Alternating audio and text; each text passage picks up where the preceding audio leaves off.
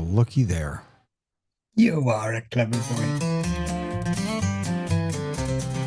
Welcome to the Zoom Test Kitchen, where the magic happens live. Every Friday we're on air, testing tech to thrive. From screen share to breakout rooms, we push Zoom to its max. So sit back, relax, and let's see what's in our tech hacks.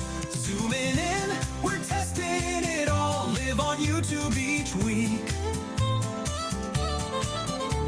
From audio to video, no feature we won't tweak. We're the Zoom Test Kitchen crew, here to innovate. Join the fun, learn the tech, don't be late. We'll dive into the settings, explore every single tab. Make sure your mic is clear, your camera not a drab.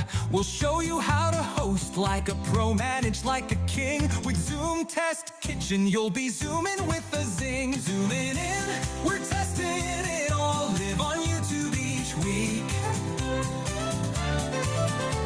From audio to video, no feature we won't tweak. We're the Zoom Test Kitchen crew, here to innovate. Join the fun, learn the tech, don't be late. Whether you're new to Zoom or an expert in disguise, we've got tips and tricks. We'll open up your eyes. From polls to quizzes, we test functionalities. Join us live, see what Zoom does with ease. So if your meetings lag, or you can't share your screen, or if your audio echoes like you're stuck in between, we've got solutions. We'll show you how it's done. Zoom Test Kitchen, where Zoom fun has begun. Zooming in, we're testing it all. Live on YouTube each week. From audio to video, no feature we won't tweak. We're the Zoom Test Kitchen crew, here to innovate. Join the fun, learn the tech, don't be late. So tune in, don't miss out on this tech fest we lead. Every Friday, Zoom Test Kitchen, where you'll succeed. We'll make your Zoom meeting smooth, keep the tech in check. In the Zoom Test Kitchen, we've got your back, no wreck. So tune in, don't miss out on this tech fest we lead. Every Friday, Zoom Test Kitchen, where you'll succeed. We'll make your Zoom meeting smooth, keep the tech in check. In the Zoom Test Kitchen, we've got your back, no wreck. These lyrics capture the essence of what the Zoom Test Kitchen does, focusing on testing and teaching about Zoom functionalities in a fun, engaging way.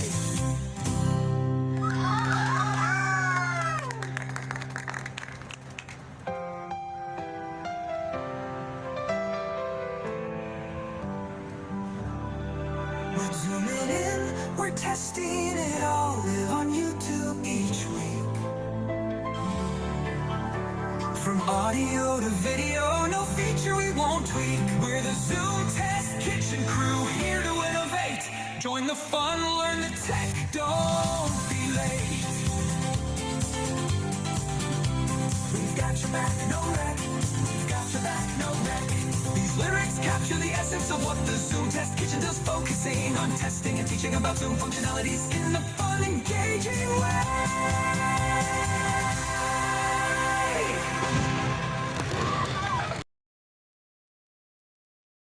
Good morning, good afternoon, good evening, good night. Hello, everyone. Welcome to the Zoom Test Kitchen. Good to see you. There's little that makes me happier than seeing John Drinkwater dance to the opening music of the Zoom Test Kitchen. There's just nothing better.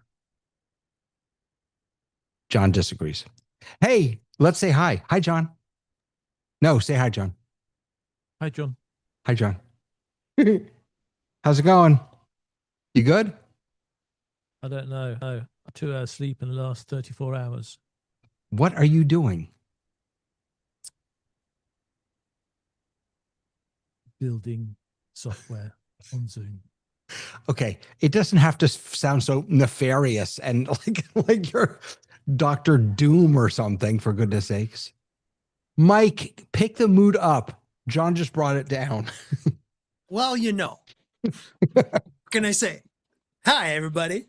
How you doing, How Mike? energetic would you like me to be? Look out. David's up. That's enough. Okay, yeah, that's almost too much. Almost too much. Robert, hello, sir. Good to see you, David. And to see you. John, wake up, wake up, wake up. This is your wake up call. And Hasmuk is here. He's the one who needs the wake up call. It's like 10 o'clock p.m. where he is, right? No, 9:05. 9:05. I was close. Now you're in South Africa proper, right? There's only one South Africa. There's only one South Africa. Sorry. The reason I'm asking is because I'm working with a developer who apparently lives in South Africa, but he took a little jaunt to Zimbabwe. And I had no idea where Zimbabwe was because I'm an idiot. So I quickly looked up a map and there you go. It's right above you all. 52 countries on the continent of Africa. Pretty amazing. Hmm. Pretty fantastic. Good to have you here.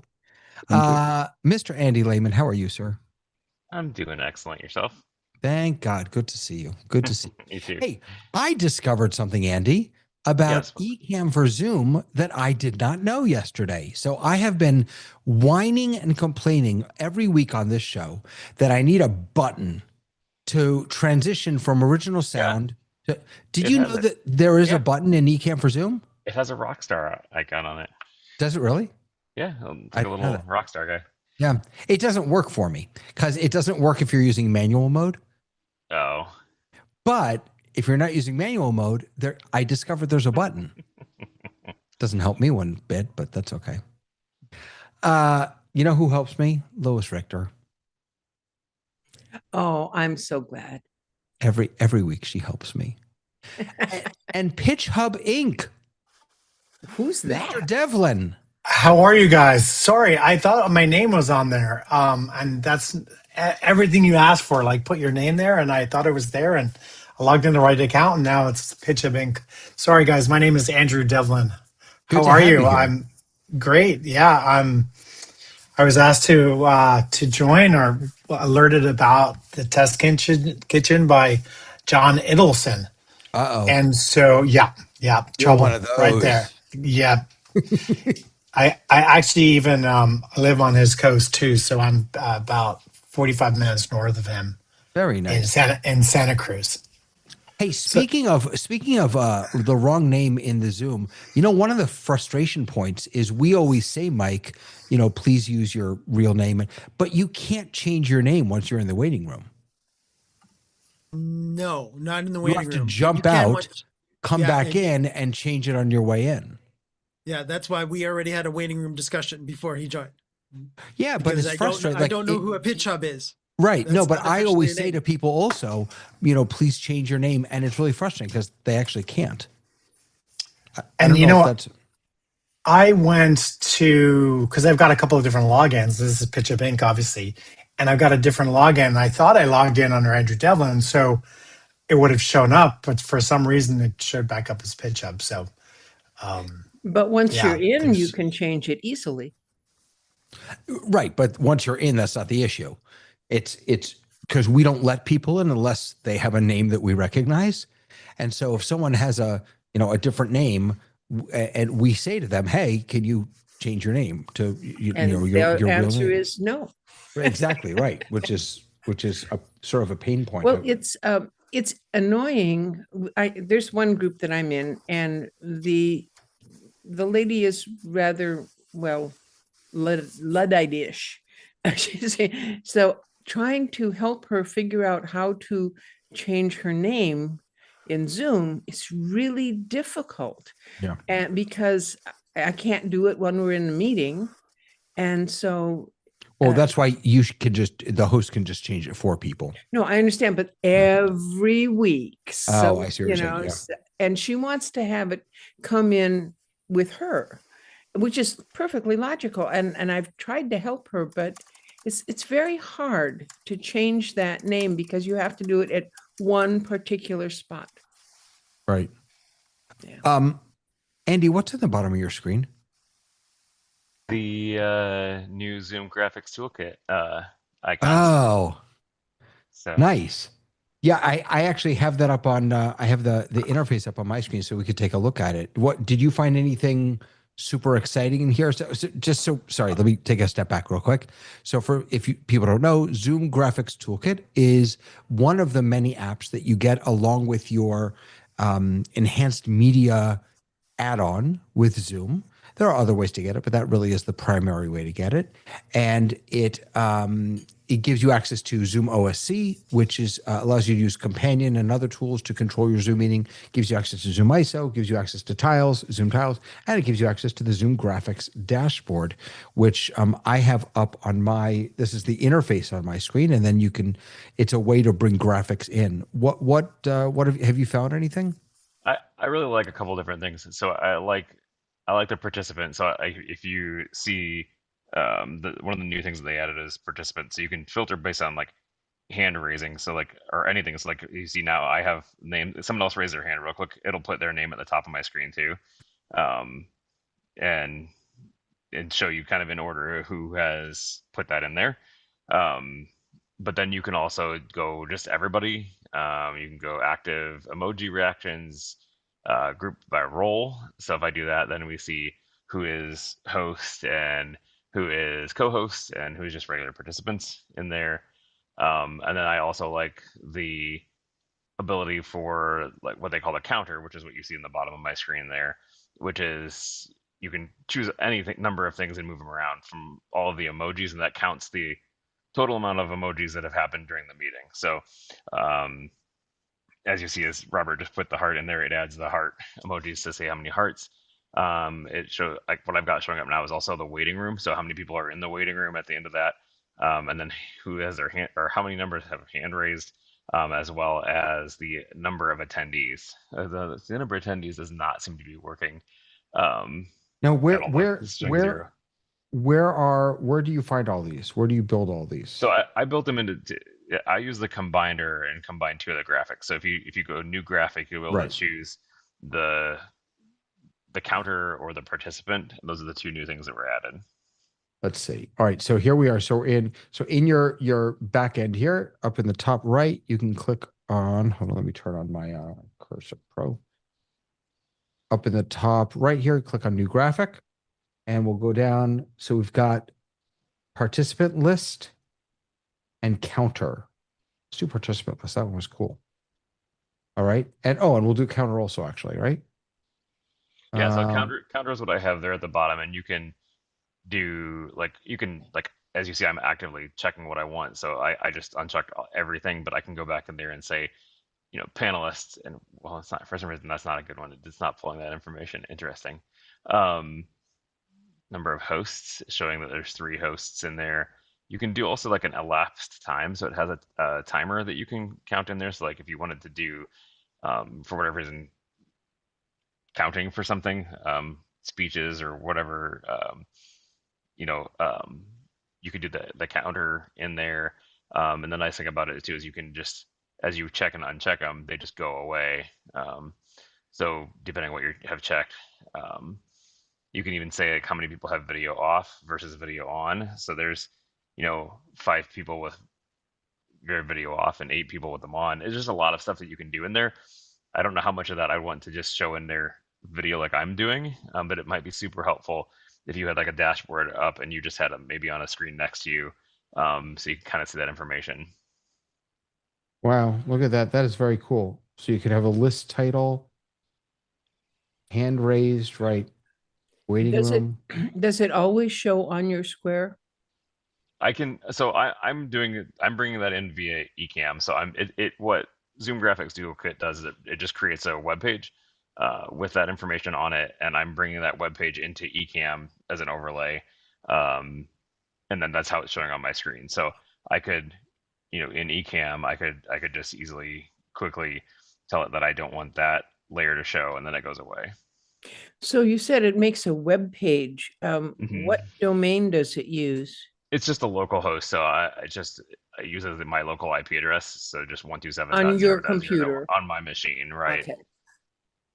And then what you're able to do is you're able to grab that URL and put it into some other sort of production tool that allows you to overlay and to layer different things. and graphics, and then you can bring it. So you could use this with And Ecamm or with right, or you could Vimeo or take any it. of those. You can create it. Even just use the web page. So in certain productions that I've helped out with, we've had just a whatever the meeting or the event was, their logo background, and then we brought it into OBS and then just showed that source on the TV.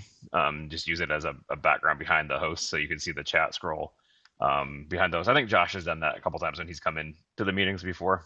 I think Josh has played with it. It seems that if you were trying to record something, it would be nice to know your timing, but you wouldn't necessarily want to record those things. So if you've got a URL, you can open a browser with a separate window. You can see it, but you don't have to record it. Right, and it's a. I think the Zoom graphics toolkit is that. I mean, it originally was designed for a lot of different things. It was designed. I think Zoom used it for Zoomtopia, and they've used it for other things like that to show chat and scroll, favorited messages and things like that. But you could use it however you wanted as a interaction tool. Based on again, just to kind of get participation going on in there because obviously you're seeing all of the emojis there, and so it counts those emojis and things like that. Just kind of more of an interaction type of a thing.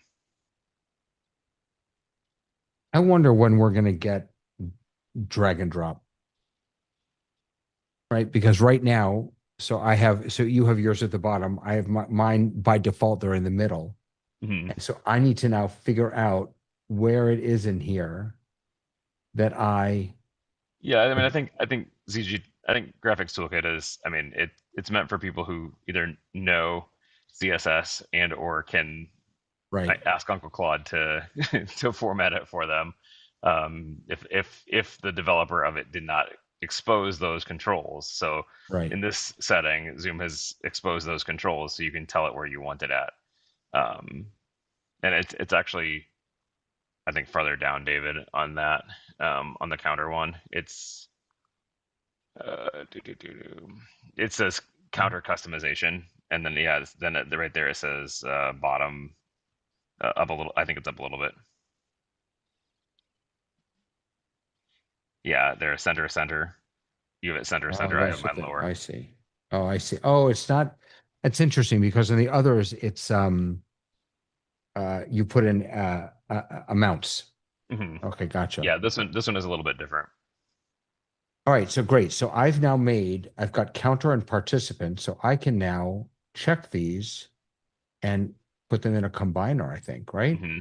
Yep, that's how I'm doing it. I'm showing the counter at the bottom right, and then the participant at the upper left. And just for my participants right now, I'm just showing those who have hand raised. But you could do whatever you wanted. Add graphic, and then I want this and this, and there it is. Wow, that's really nice. Before you had a different URL for every graphic that you had created. Now you can put them together. So I could toggle that this combiner. The combiner's not super new. I think it was released a couple. Oh, really? Releases. Yeah, the combiner's been in there okay. for a couple episodes or a couple times. Okay. Right. So this is so then I can come up here and get the URL, and then if I come over here into Ecamm, I will add an overlay. Now this didn't always work for me, so but I think that's it's worked in the later versions of Ecamm, I think, or I forget, or Zoom has changed the way that the graphic or the web page gets rendered. I forget which one. Add widget. See, for some reason that's not working for you. Huh. Yeah. See, but I think it's I have a network thing going. I have something screwed up. Failed to load URL, combiner connection refused. That's on your local machine. You're running on your local machine? No, this is a separate machine. That's the problem. That's why. You'll want to switch the web interface to be from local interface to your actual local. Right. And that is going to be over here, I believe. Yeah, David, we did this last time with you. You have to choose your right NIC, either your Wi-Fi or your net. Okay. I know. Where's my where's the who's he? What's it? There it is. Web interface. Yeah, you're Local gonna want to change host. local host. Local host would just allow it on that machine. Right. So if you change that down to your actual network interface, it'll have an IP address instead of a 127.0.0.1. All right. So now let's see. Access code required. Interesting. Okay. Yeah, because you're accessing over the network, they force you to put an access code in there to edit. Oops. All right. So now let's copy link address, and let's try it over here again. Oh, you guys are sorry. I wasn't showing you any of that. Edit widget. Nope, that didn't work. How do you copy the It didn't change. It didn't change your URL, yeah. Yeah, David, it's still looking at your local machine instead of Yeah, no, but 7 IP. but actually the oh, that's what it is.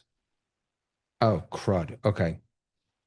I see what happened. So let me go back here. I have to copy this. Go away. Asmuth, we see you, so we'll get to you momentarily. Yeah, Hazmat, come on. This is fun. Yeah, and you see his name on my screen since I'm showing hand raise. There we go. Okay. So now, where do you, oh, here it is. It's just in, I see combiner right there. Okay. So let's copy this and let's try now. We'll put it over here, edit widget. Where's my widget open? It's popped up in the center. Still there. It's But still there it there. is. Sorry, I see it. I see it. Dear Lord. All right, let's try it now. Let's see what happens. And there it we goes. go. Come on now.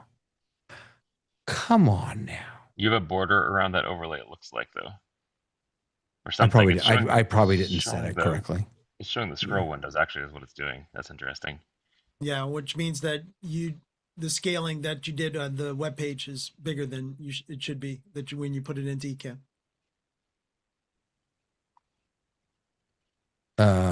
Maybe undo fill entire frame. Yeah.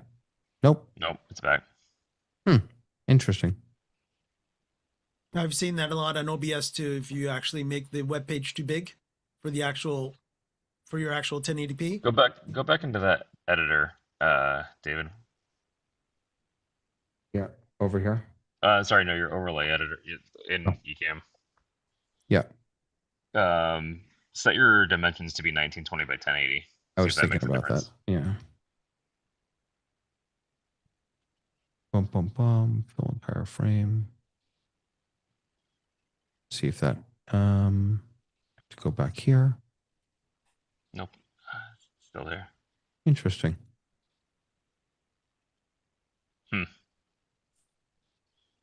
Yeah, it's definitely, oh yeah, it's the scroll. Mm-hmm.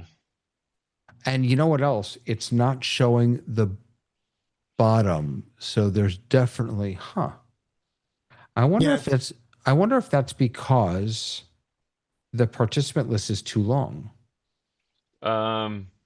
You could try it with just raised hands. I'm doing it with no filter now to all participants, and it's not doing it for me. Huh. But you're on the same computer. Yeah, it's still. Yeah, I am on the same computer. I don't know that would make a difference, but it might. Yeah, I wonder why that would make a difference though. That's interesting. Yeah, it shouldn't in theory because it's the same data. Yeah. It's just a scaling thing within Ecamm for you right now, Dave. So 1920. Well, no, it's not a scaling thing because it's showing actual bars, like scroll. So is it showing you the website on a browser? I mean, that's all this does. Yeah. Is it creates a transparent background and then the overlays as a window in a browser. That's all it is. Do this for me, David. Go back into ZTK or zoomed graphics. Yeah. Can you? Oh, sorry. Can you unpin me? Yep. You. Sorry. There. At the bottom, it is 1920. Okay, so its host is or its size is 1920 by 1082. So that's right. It's outputting the right size web page. Andy, is he missing to disable the scrolls? Is there somewhere to disable and enable and disable it? I've never found that. Why does it say 50% at the bottom there? That's just the Zoom on here. Yeah. That's just the Zoom here. Participants. Do you have okay? Do you go back into one Ecamm real quick? Scale one. Hold on, I'm just looking at one thing. Oh, you're looking at those. Yeah. Okay. Back in the Ecamm. Go into your. Yeah. Actually, is your widget set to be controllable? You know how you can scroll in your widget or turn that off? Yeah. Right now it's not turned. It's not set It's to. not. Okay. Yeah. That's interesting. I don't know. Let me turn How about these fill off. entire frame? Yeah, I had that on help? before. I'm actually turning that off because I want to see. I want to see if. Now let me. Oh, so Oh, now there it look at is. that. So Yeah, that's that was it. So what was it though? Fill entire frame. No. Um, that's really interesting. Let me just go back in and see which of these did that, cause that. Was it fill entire frame? Maybe that was it. But you also changed the size of the. No, wasn't fill entire frame. No, Changed but the I size changed of that the. before. I thought maybe I Yeah, I don't know. hadn't. I don't know. Maybe you didn't save it. Was it high resolution? Yeah, maybe. Maybe that's high resolution's it. No. Maybe it's that I just didn't save it. Yeah, maybe I did. Congratulations, you've moved your elbow to the left and it now works. I'm gonna say it's because you're using a PMI for this meeting. I'm gonna That's blame you there. definitely what it is. Okay. All right. So in any case, that's how it works. So these are nice. These new things that we have here. That's very cool. Nice. I actually have the. See, there were a couple other things that they mentioned in the email. Zoom. By the way, I'm running the beta of Mac OS. What's it called? The what's it called here? Golden Gate Golden 27. Gate. There's a huge bug, which is so annoying. It's a attention. When you click in another app, it doesn't it doesn't make that the front app. You have to click in the header of the app to make it the front, and it's so annoying. And what is it that's doing that? I'm in the beta of Golden Gate for Mac OS. Mac OS. I'm an Oh, I'll idiot. remember not to change to that. Well, I'm sure it'll be fine once they release it. So we've got the new. I'm just looking at this email here from our friends who gave us Zoom graphics toolkit. New participant list graphic, new counter graphic, enhancements to the combiner graphic with several workflow improvements, improved UI for the graphics creator window, and access code system. That's what we experienced before, that access code system. So you can grab this, go to liminalet.com if you have that that add-on, that enhanced media add-on. Hey, Hasmik, I'm sorry about that. Not at all. Mine is related but totally different question. In terms of Zoom Graphics Toolkit, in my medical event, which was mid-June, I used the polls of Graphics Toolkit quite a bit. But it has two real big sides for my production. The toolkit doesn't show percentage of responses from the participants. And when you end the poll, it doesn't show you which is the correct answer. Now, months ago, when Andy was on Test Kitchen, he did say that they are there and somewhere I need to go and fetch it. So I thought, since I'm so friendly with Uncle Claude like Andy is, maybe I should grab something within the graphics toolkit. I mean the graphics toolkit app itself, for the polls one, and then give it to Uncle Claude and say, okay, can you now find in the SDK which parameters I need to include within this CSS or the configuration. So I just thought, what's the possibilities of that?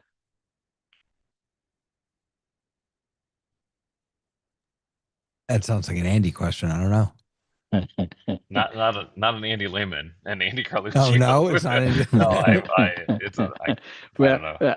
and then I kind of hoped the Andy would have some pointers, but it sounds like Mr. Drinkwater has a suggestion.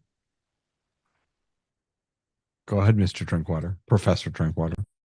The answer is in the meeting SDK, and that's what you'd have to install, and then Uncle Claude will be able to get the data out for you. I'm pretty sure you can get it out of the meeting SDK, or yeah, the meeting SDK is going to be the place to go. I can barely hear you. I'll try and wake up a bit. Meeting SDK, that's what you need. If you get a meeting SDK, Uncle Claude could probably build that for you.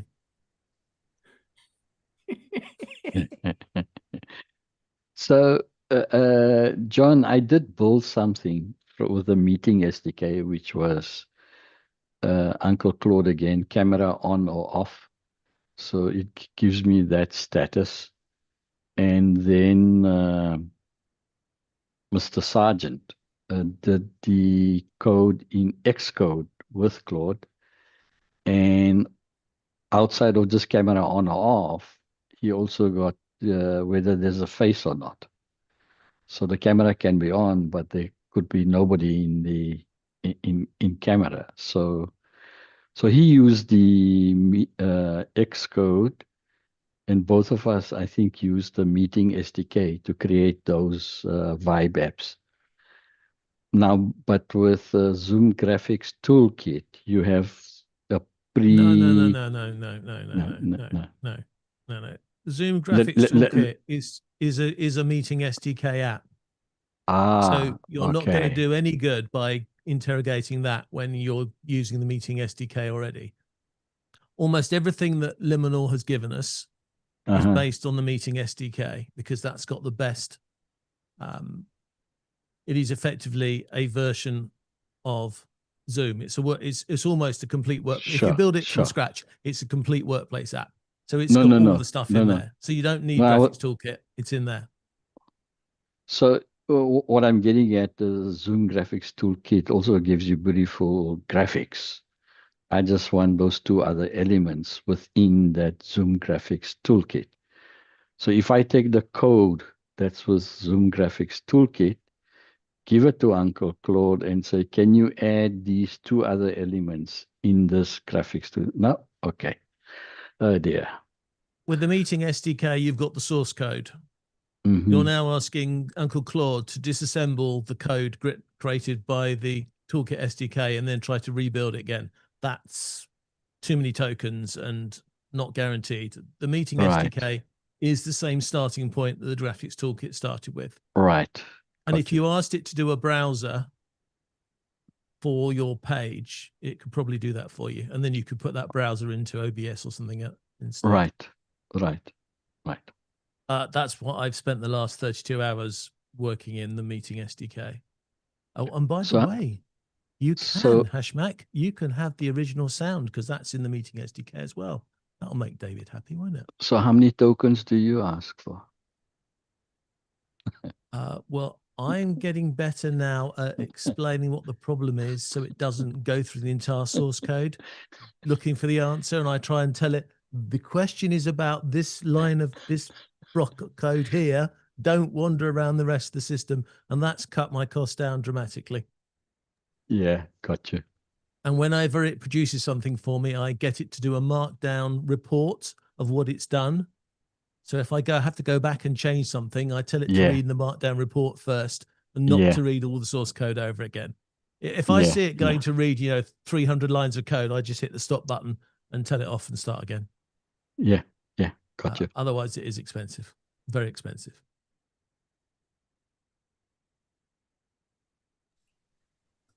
I've just looked in Grok, and according to Grok, in the Zoom Graphics Toolkit, you can actually put some HTML and CSS code into the page. And this is what it's given. I put it into the chat.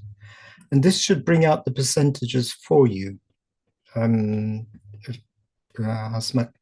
without having to do anything additional, yeah, because this will just be in the Zoom Graphics Toolkit, which will pull it out for you. Whether this is true or works, I don't know. But when it comes to the Zoom products, I found that Grok is usually accurate in what it tells you about what needs to be done. So I would try that. I just don't like the South African connection. So. Okay, but you can copy it. It's from me. So you can copy it from me.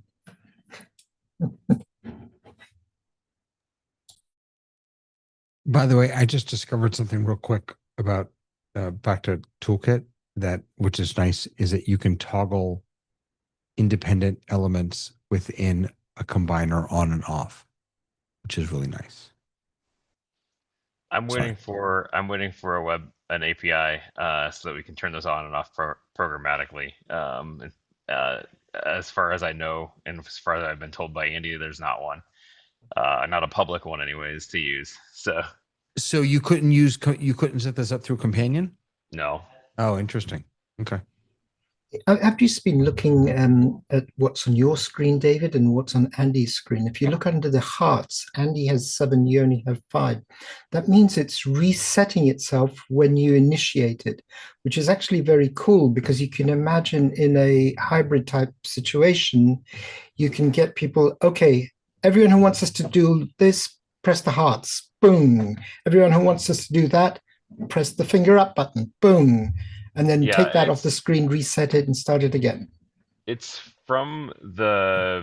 since joining the meeting. And so David joined after I did, and so that's why. So in order for me to reset that, I would have to leave the meeting and come back in. Oh, it's from that moment, because David actually was here before you. Not Andy. not with ZGT, not with the toolkit. Ah, got you. Yeah. So you'd have to switch the toolkit off and switch it back on again if you want to reset the numbers. Right, because I'm in with toolkit, not with, with the other participant, the Layman Creations participant, not my Andy Layman. Okay. Just a thought, because these tools are really, the Zoom Graphics Toolkit is really nice for hybrids. When you're bringing, Andy showed this picture once where they did this event where they had monitors along the inside of the stage so that the people on stage could see the reactions of the audience online on the monitors. So this is what made me think about trying to use these numbers to do something similar. But it's definitely indication when people see, the number of a lot more people are putting their thumbs up, so this is the right thing. Yes. Cool, it's very cool. Like it. Yeah. I hadn't played with it, to be honest.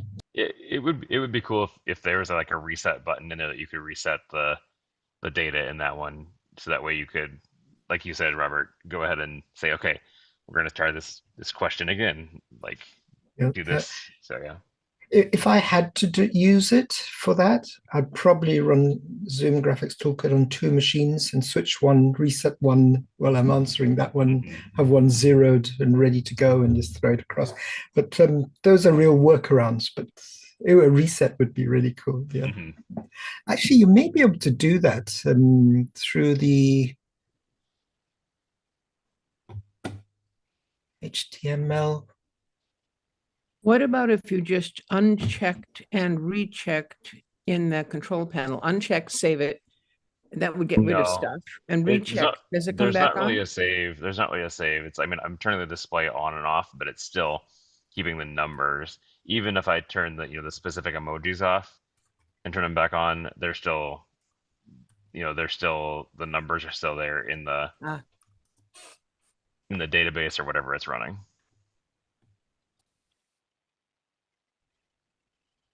It's probably just got a counter that's in the HTML CSS running. Yeah. Mm-hmm. I'm surprised that there isn't a connection between OSC and this, though. I'm hoping eventually. Oh, no, right, yeah. I've asked for it. So, or not necessarily OSC, but just in general, like some sort of an API, whether it be an HTTP API or OSC API. It would be nice to have something to be able to control it with Companion.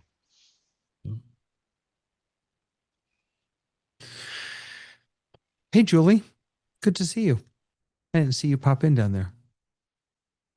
And who else do we have here? Is that everyone? Roland. Oh, Roland is here. Hey, Roland. Cool. Lots of people playing with Graphic Toolkit here in the background there, David. Oh, yeah? Look at the in brackets. Wait, what in brackets? Roland, we can't hear you. So it's a crummy connection. Yeah, no, if you take a look at the actual, some of the user accounts that you're actually showing on your screen there, David, should have brackets around them that say ZGT. Oh, I see what you're saying. You hear me now? Not really. There's something going on with the audio there. All right. So that's Zoom Graphics Toolkit. What else is going on? Did I miss anything? Let's see if I'm checking to see if there are any updates. No, I didn't miss any updates. Good. Sorry if I can just update Andy. I've just had some feedback there that there is no emoji counter that is visible in Zoom Graphics Toolkit, so you can't reset it. You'd have to literally program it to say, this is my current setting, remember it, and then display a different number from that and show the difference. Yeah? So that's just a workaround. So we know what we want.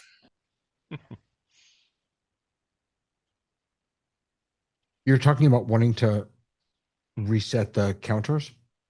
Reset the counters of the emojis, yeah. Okay, I think I sorted out my microphone now. There you go. That's better. Right. There is a setting that you can set the emoji tally batch lifetime. So you can set it will reset and clear in Graphics Toolkit. It's on the, see if I can remind where it is. It's on Is that for the emoji fountain one though, where it's bringing them up? I think that might be for that setting. So you have the intervals and then you have the lifetime. So after a while, it will clear the cache and reset. Yeah, that's for the emoji, like the emoji fountain where it brings them up from the bottom. You don't have lifetime That's not in the counters. Okay. Let me find that for you. That's Let's check that. What was that? That was the not chat script. What was that? Emoji reactions. Mm-hmm. Is that what that is? Mm-hmm. Let me bring that up. Yeah, so we'll do a classic fountain. No, I have to name it. Second. David's fountain. Fountain. So here you've got new emoji tally batch interval time and then emoji tally batch lifetime. So I guess you could change that.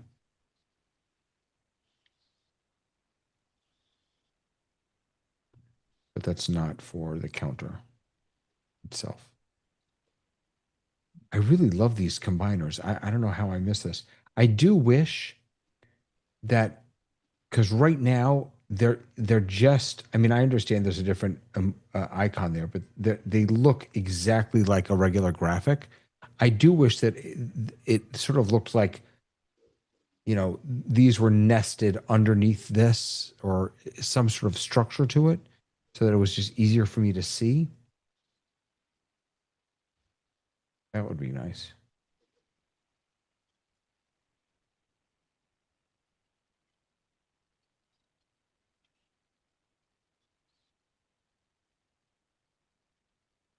All righty. What else are we working on?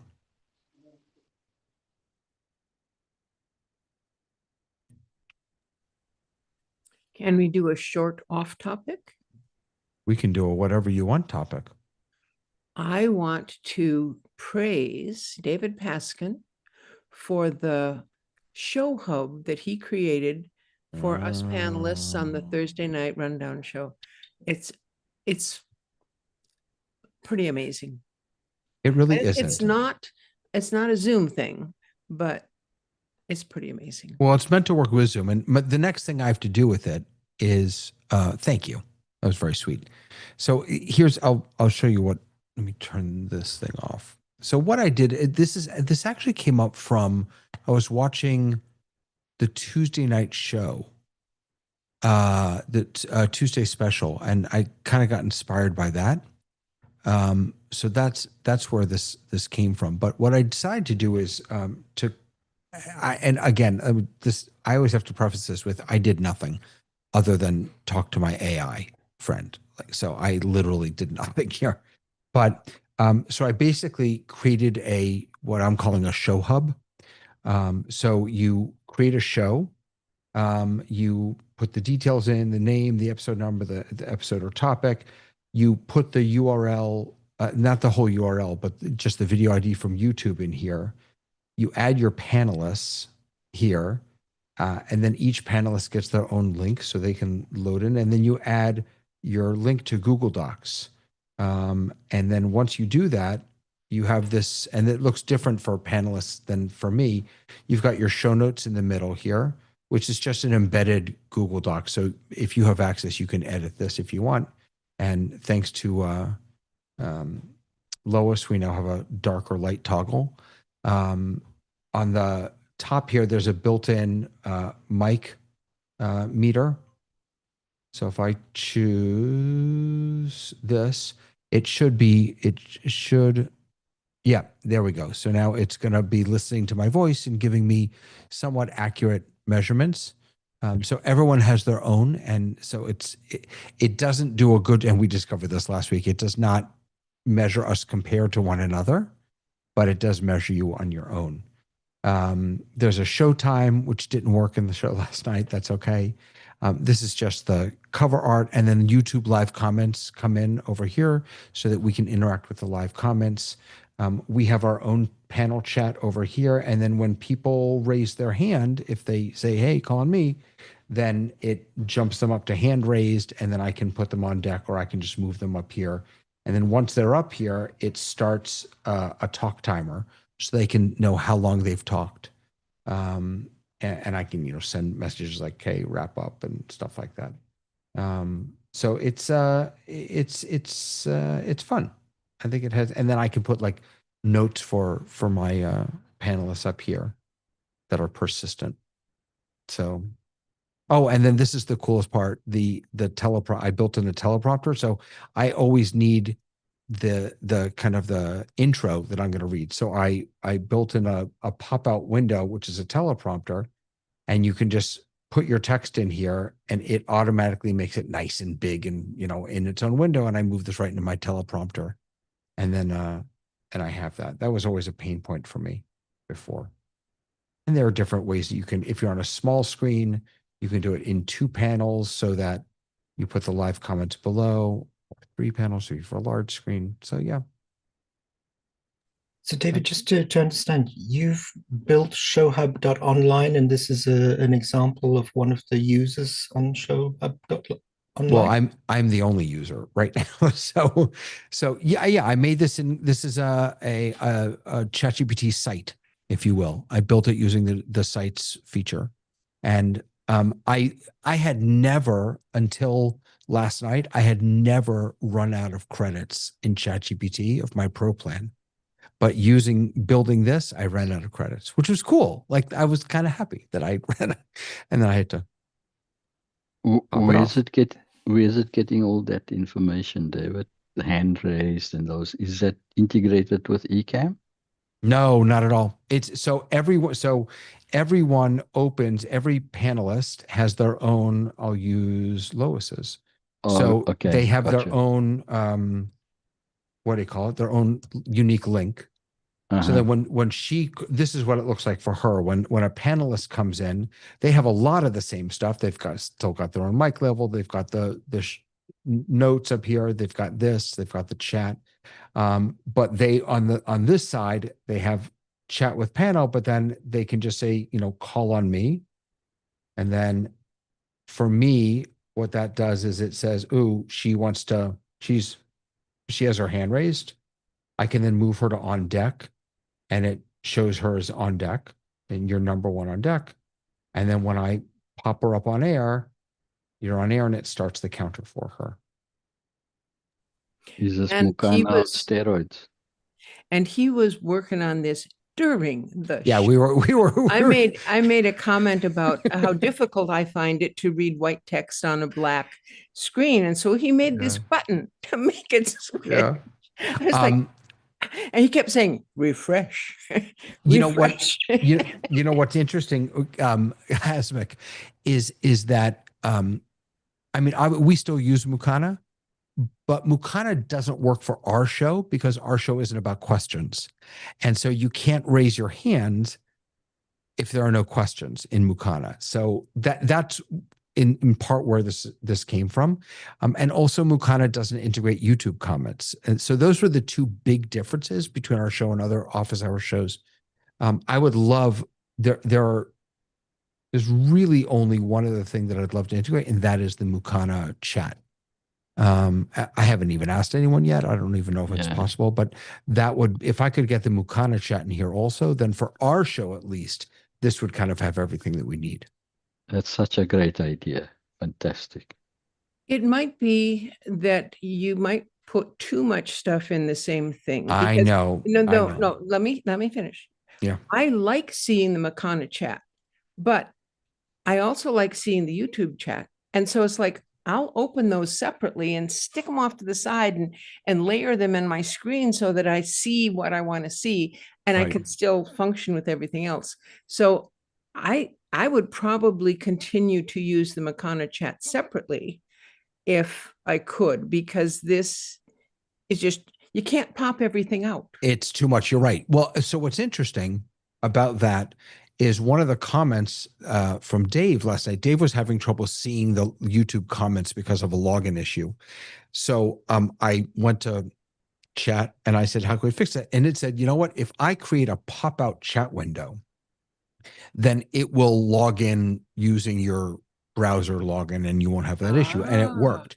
And so what I did is, so what this does is it creates the chat window without the video window. The problem with the video window is that, first of all, it takes up your whole screen. But second of all, is that there's that delay and it's really distracting. I find it very distracting to watch a stream that's 20 seconds late. So just having the chat is perfect. So if I could do this for Mukana, then I agree with you, Lois. I wouldn't want to have them necessarily all on the same page, but I'd love to be able to pop them out. So I just have what I need, And I didn't know you could pop out that YouTube chat. That's wonderful. Well, I will do that. That only happened 20 minutes into the show. So that was, I was busy. Refresh, Lois. We were doing a show, man. Refresh. That's exactly right, John. That's exactly what we did the whole night. But yeah, it was fun. So David, what is the subscription fee? To ShowHub? Yeah. It's not multi-tenant yet. And I don't know that I could make it multi. Let me figure out I know how to have as many panelists. I don't know how to make it so that there can be hosts that have their own shows. So I'll work on that for you. And I'm happy You're going to have ShowHub 2 and ShowHub 3. No, not different apps. It would just be multi-tenancy, which as it turns out is money. Exactly. As it turns out, at least in one other project I worked on, multi-tenancy was the really tough part. Here's, I know no one asked, but I'll just tell you since we're talking about this. So I used Lovable to build this. This is what I run all of my youth programs with. We built this. It's got, I mean, everything in here. It's got calendars. It's got growth evidence tracking. It's got chat. It's got pictures. I mean, for me, it's a very, very complex and wonderful thing. And we just, because I built it on Lovable, we really wanted it to be in a more, I don't know, structured or Lovable felt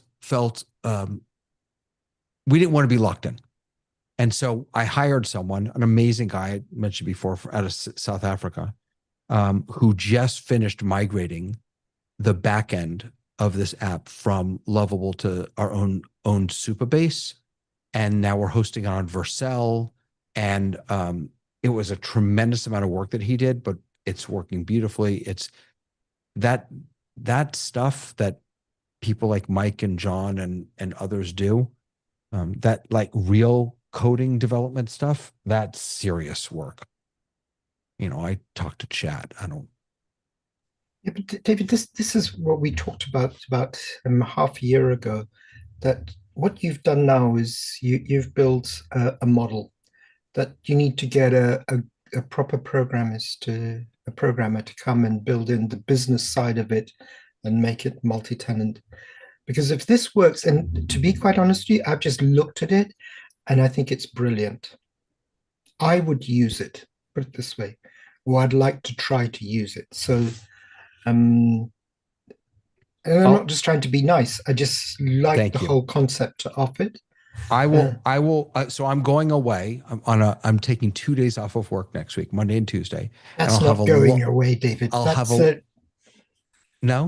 a long airplane ride, and I will figure out. I'll figure out multi-tenant. Maybe it's not multi-tenancy because is that technically, John, what it would be if you just want to have different people able to log in and see their own shows? That's not really multi-tenancy, is it? Well, you could call it that, but it's a whole new level of security and right. Wouldn't it make control. more sense to have different iterations of the app for different people?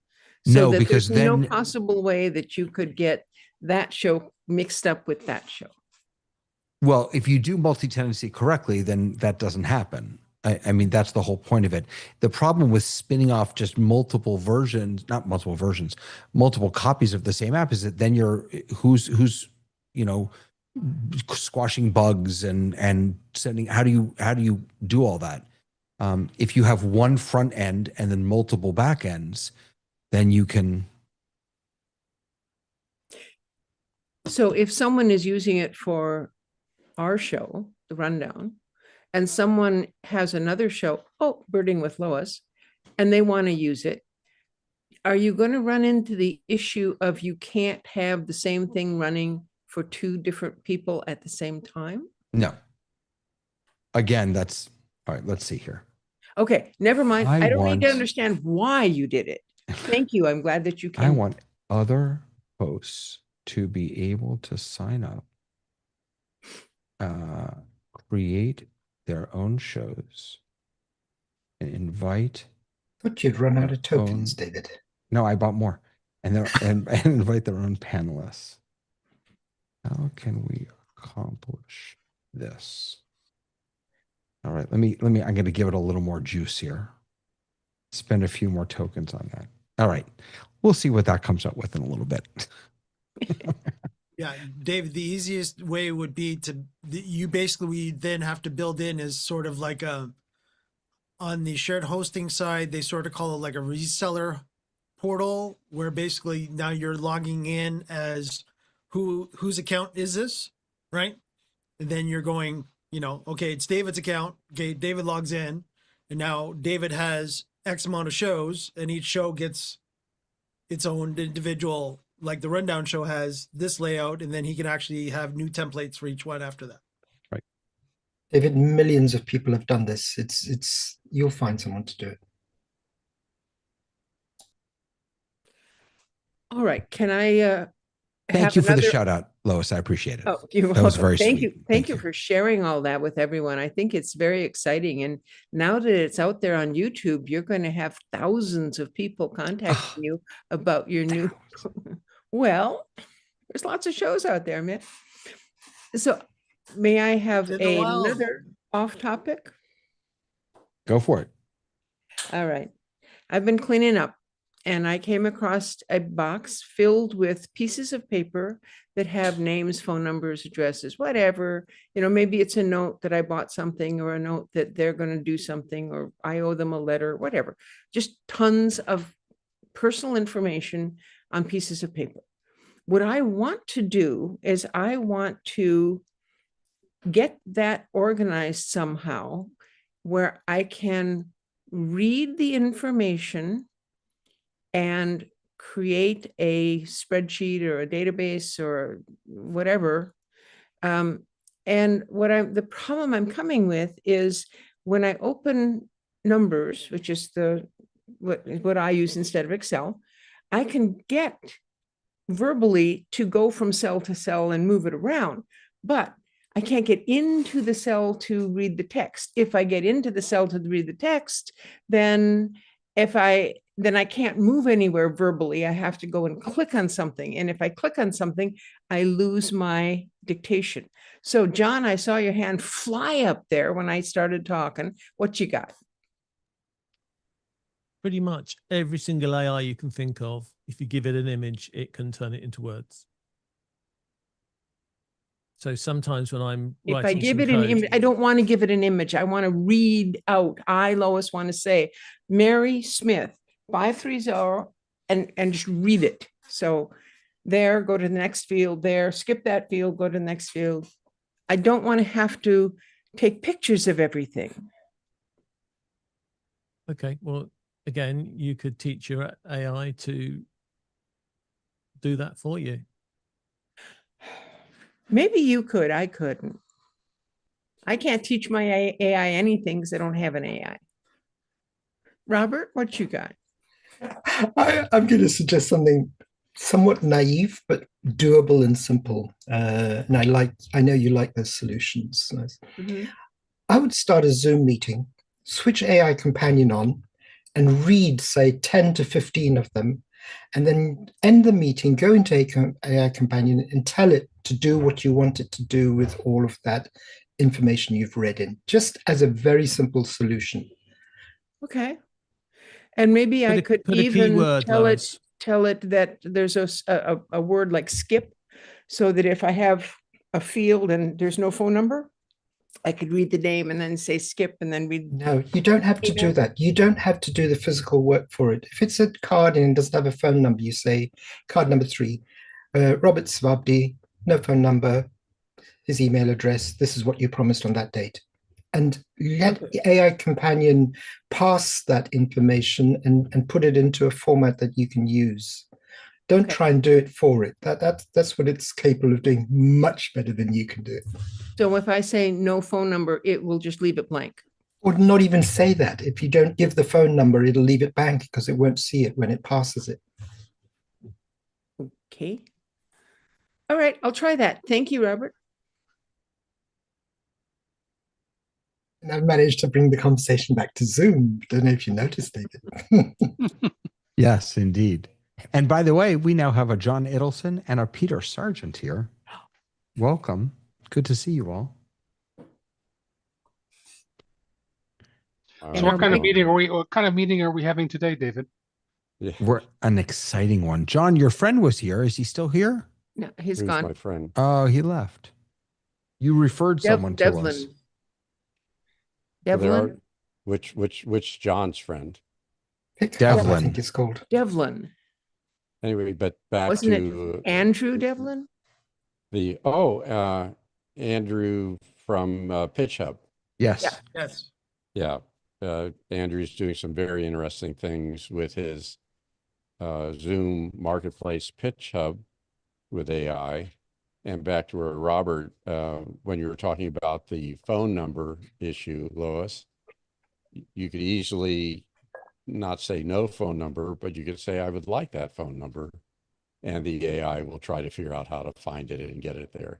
So one of the things that's hard to deal with AI is getting your grasp around what it will do. And particularly if you've been following much of what's on Zoom when they talk about what quadrant it is in terms of coordinating and using AI, they're way up in the corner, because the challenge is not to tell AI how to do it, but to be clear as to what you want AI to do, and it will help you express it in a way that it can express it to its various agents or tools to get it.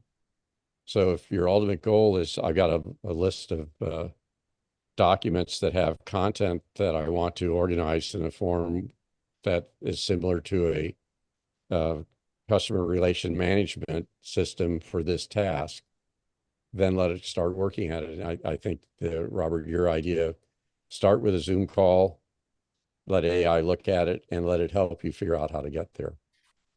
But that's not why I came on today. I came on for another reason, but I was glad to see you pointing out the strength of Zoom and ZoomMate. So John- why are you here, John?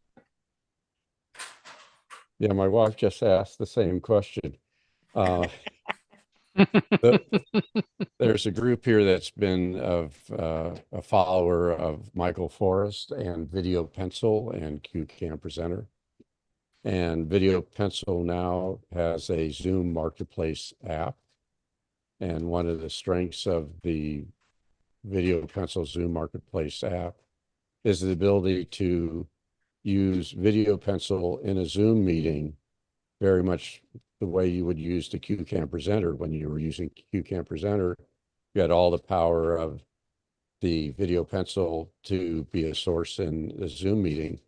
But those poor souls, those other individuals who have to work in a Windows environment didn't get the advantage of being able to use the Video Pencil in a Windows environment. And now if you're using the Video Pencil app, Marketplace app, on a Windows, Zoom, or Linux client, you have all the functionality of Video Pencil.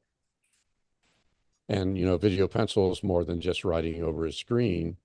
Video Pencil lets you take any source of media that you would have on your iPad, that be it a video, a photo, an audio file, PDF file, that can become the source that you're drawing on. So it essentially is more than the Video Pencil that does telestration.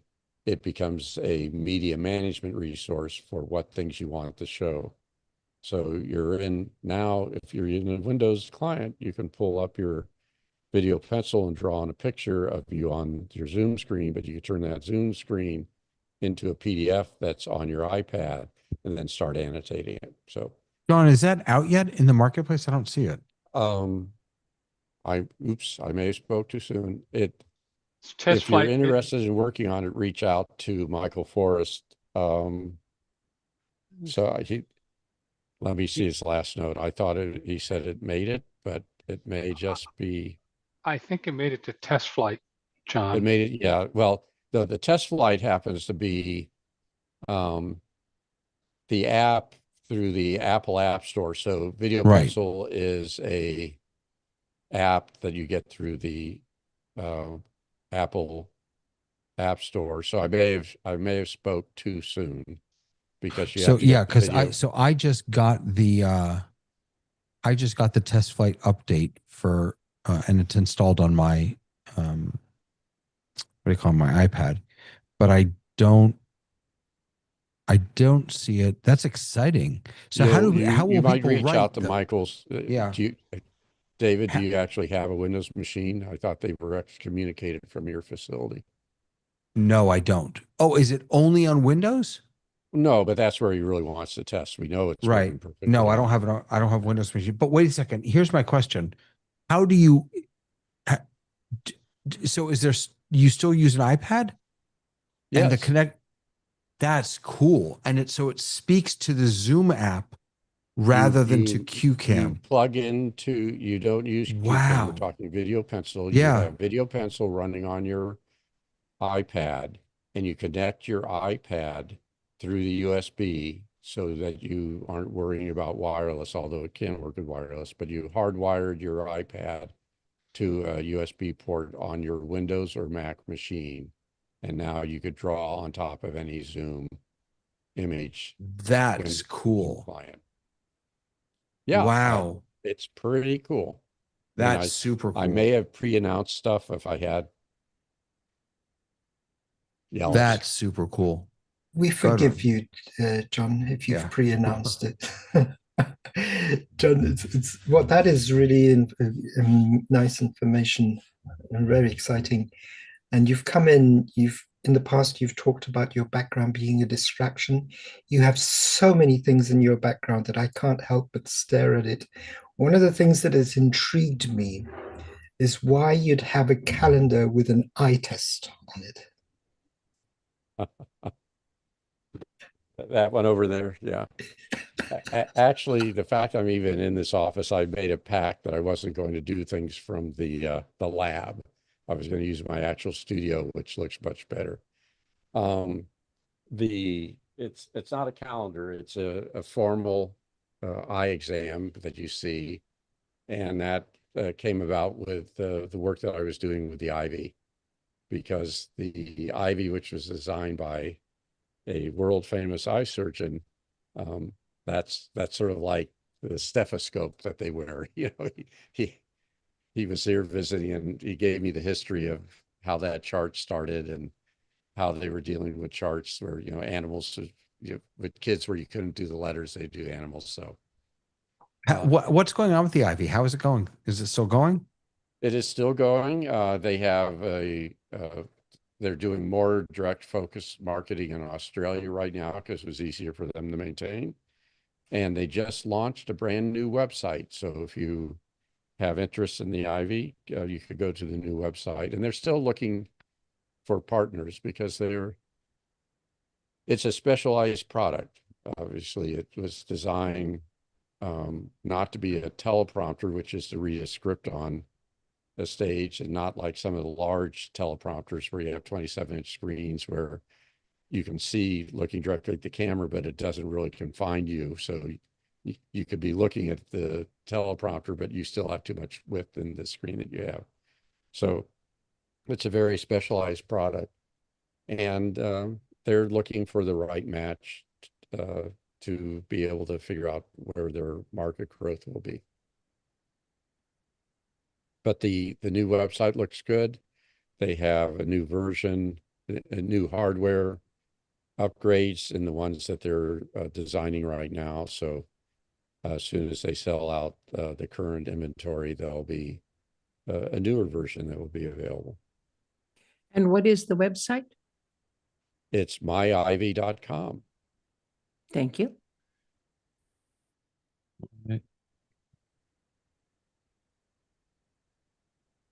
But it's interesting, as you know, Elgato came out with a package of their teleprompter with one of the Elgato 1080 cameras and a little hub and a stand to put your computer on. And they're currently selling that at $499. So the Ivy, which now is priced at just under $1,000, is a real financial, match, because it's got a 4K camera rather than a 1080. It's completely built in, so the hub's already built in. It has the audio and the speaker, so it's very similar in terms of added value for what you paid extra price for compared to the Elgato. You're being summoned, John. What I didn't see. Bobby, did you summon me? Yeah. Thank you, David. This shows your pastoral counseling, that you were able to see the fact that I was told that I needed. Usually she's not summoning me. She's trying to tell me to stop talking because I'm a professor. Fantastic. Love it. All right. What else is on people's minds? What else are people working on? Anything else from Zoom that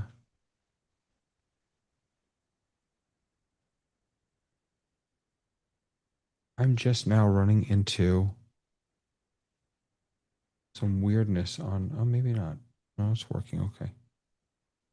I thought I was experiencing some weirdness because I looked up my ivy.com and it wouldn't, for some reason, wouldn't open. Yeah, my ivy.com is not opening. Really weird.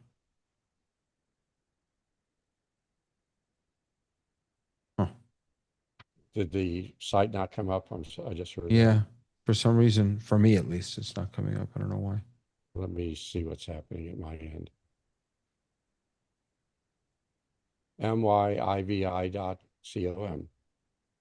MYIV. ivi.com. Oh, I think that's the problem. I think I spelled it wrong. It just grows on you, David. I spelled it wrong. My bad. Mr. Edelson, Mr. Tony Mobley has a question for you, sir. Well, Related to the video. It's a Related to short window because my bride has determined that I am done. But go ahead, Tony. Yes, and it is related to you releasing the information about Video Pencil. You have now sparked the chat room all of a sudden. He says, do you have to select Video Pencil on the Mac in order to have the connection with Video Pencil on the iPad, or is it just Zoom? Okay, let me get to my last note from Michael.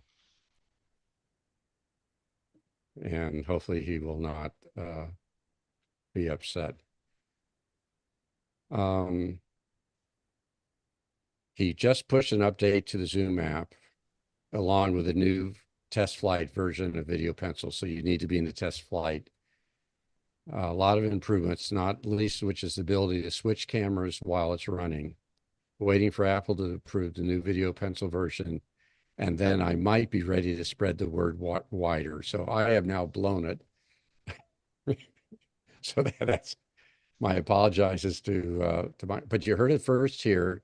And I'm sure because people here are users and fans of it, if you just send a note to Michael Forrest and say, hey, you're interested in helping either with the test flight or knowing exactly when it's available, that he will add you to that list. The question, but the real thing is you just, for Tony, to operate it, you just have Video Pencil on your iPad. You have your iPad plugged into your computer. The Zoom Video Pencil Marketplace app puts a QR code image on the screen. You aim your iPad at that and it's connected. So not only just have all the functionality, but it's ease of use. It's really a seamless activity and will be a gift to Windows users who want to be able to do telestration. We already had it at Mac.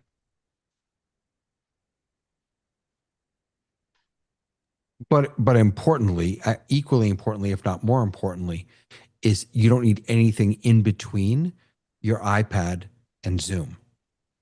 That to me is I mean, I'm not a Windows user, so maybe it's a big deal for Windows users to have this. But for me, the big win is you don't need QCam, you don't need Ecamm, you don't need anything else in between. You know, even with Zoom Graphics Toolkit, you need something else in between Zoom Graphics Toolkit and Zoom. This is a great addition because even if you're using Wacom or Wacom, whichever way you want to say, tablets, or using Alex's Mac Mini process, you have hardware and software that needs to be happening. In this case, it is Video Pencil as an app within Zoom, just like the chat is a breakout, your If you're using Stream Alive, which is integrated, essentially your life is all in Zoom with a telestrator and the ability to pull graphics without needing to do a share screen. Yep. On that note, I would like to live long and healthy, and a happy life is equated to a happy wife. So on this Friday afternoon, have a great day. And I apologize, Michael. I don't think he's going to be able to take it down because it's all advertising is good. My full disclaimer, I am not a member of Michael's team. I am a evangelist user because it's done such great things for the projects I do. There you go. There you have it. Thank you, John. And now I'll put on my office hours hat and go to work.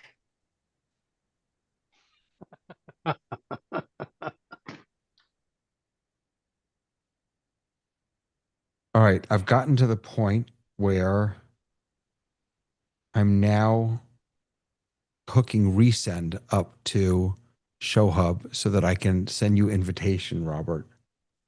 Thank you. This is because I have to use an API. I need an API key. So now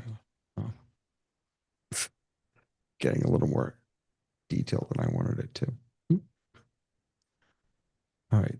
I'm ready with my resend API key.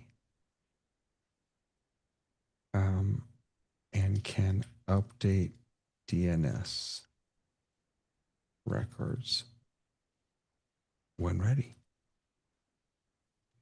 And of course, David, if you wanted to get really cute, then you can do branding like Zoom does, which is giving Robert a subdomain.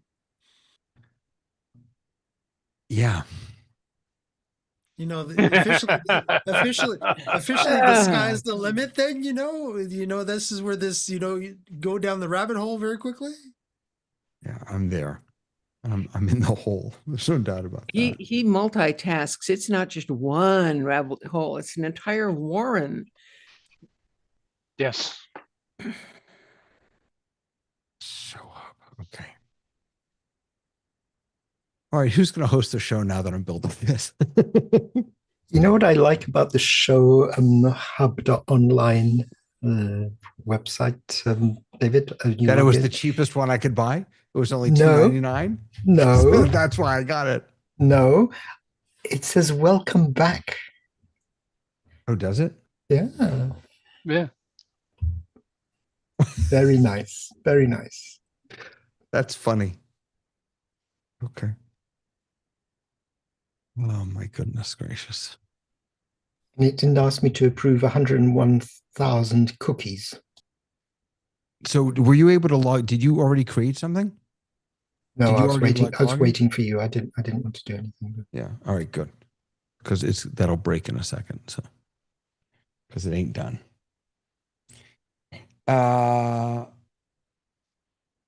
Okay.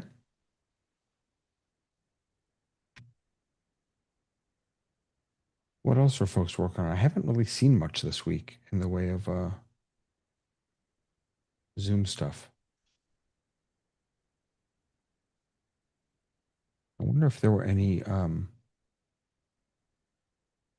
release notes that I missed.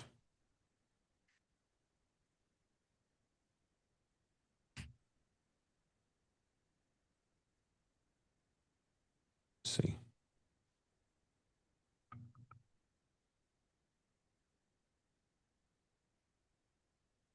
July 24th. Oh.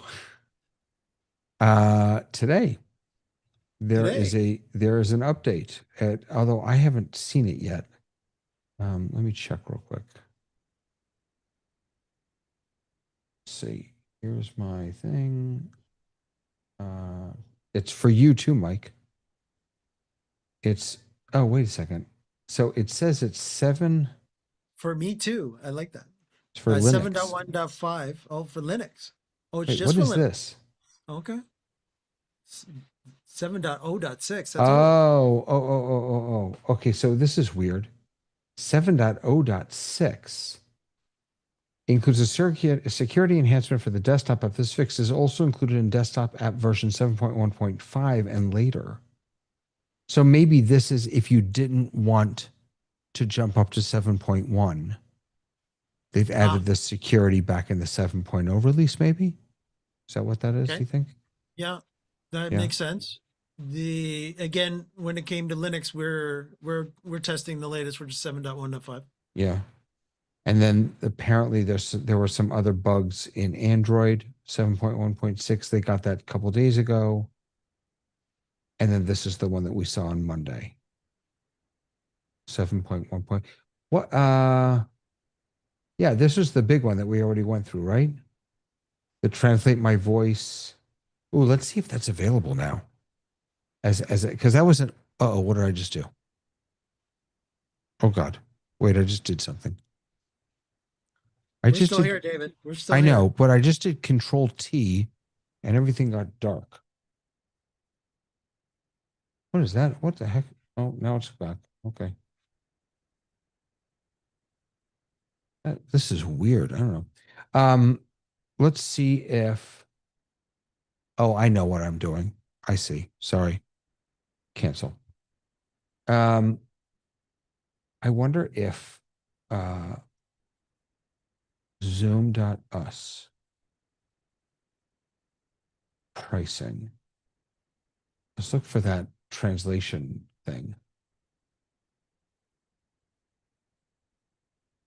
Add-ons. Zoom 8 large media cloud storage, productive Zoom enhanced media live translation. Is this what it was? Yeah, I think that's what it was. I think this is it. Mhm. $50. It's only $50 per year. Break down language barriers and collaborate globally in real time. Live audio translation for meetings. You get 5 hours. This is another AI plan. Oh no, it's not. I'm sorry. It's at all plans. Wow. Okay. I'd buy it, but I'm not. This is a different account, so that I mean, let's try it. I'm gonna buy just a month, a $5 a month. I'll just do that. Yeah. Okay. Take that off for a second. While that's going, let's see while we're doing this, see how chat is doing. Okay, it's still working. Good. Okay. David, just so you don't jump the gun on this, this will be associated with this meeting on your license, correct?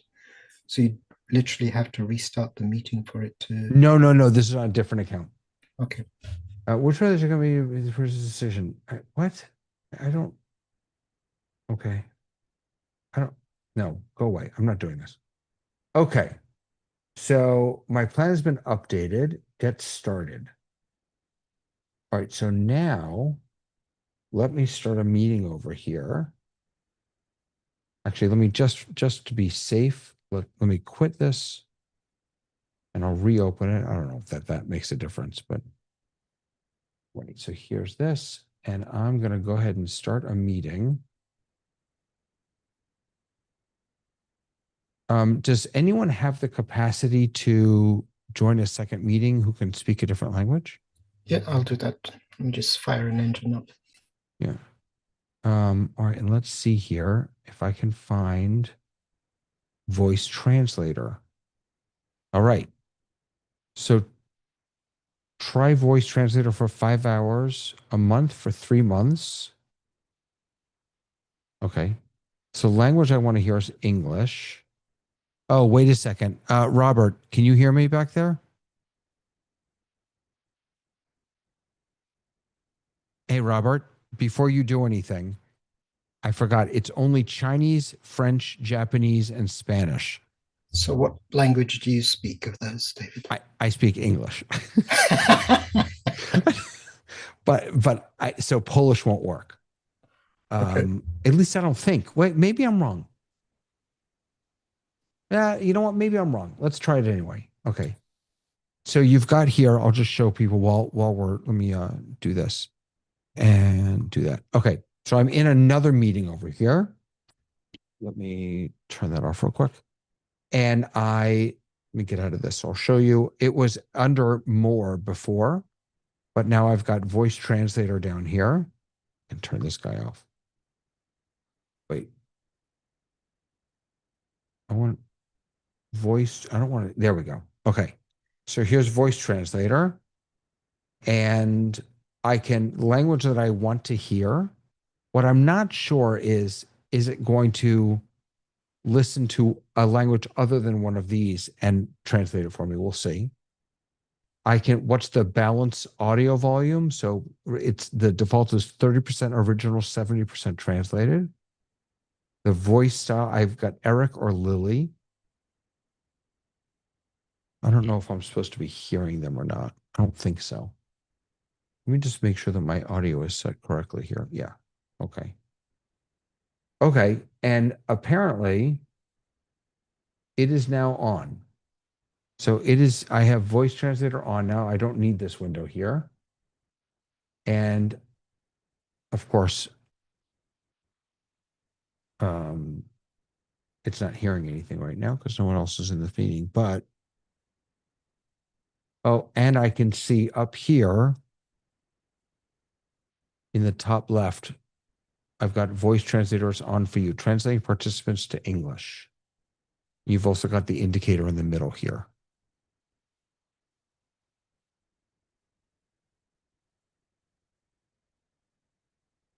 So we're just waiting for someone who knows another language to come join. Let's see how Chad is doing here.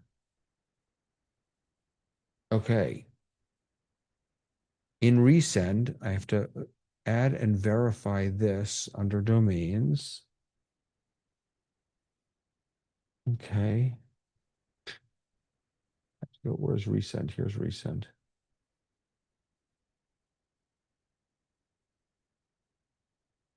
Done. Now what do I have to do? Domains. I have to go into here. Add a domain.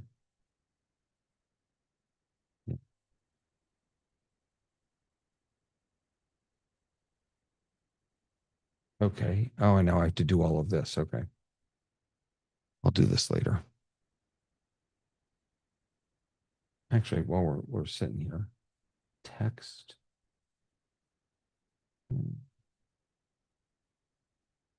How you doing, Robert? Nearly there. Just amazing. Getting an iPad up. Oh, and I could have joined for, but I don't speak another language, so. Let's see. This goes in here, and this should be. Just leave that at default. Okay, then we go over here, and now we need an MX record.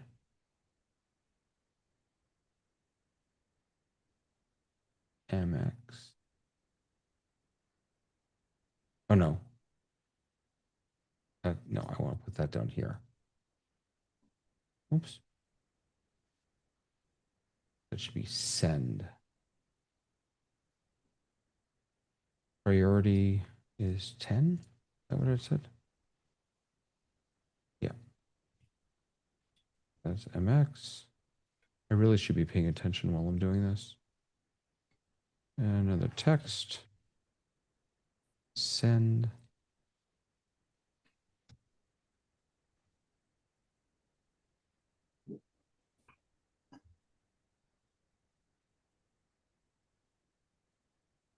Okay. Add record. Did this one. And then we have to do the demarc. Add another text.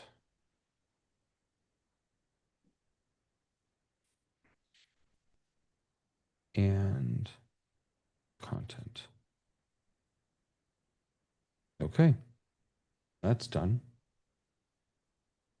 Now what would you like me to do?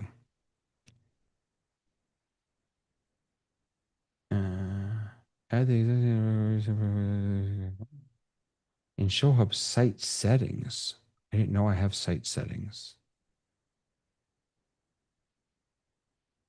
In ShowHub sites settings, add an environmental variable, paste the key there, mark it as a secret.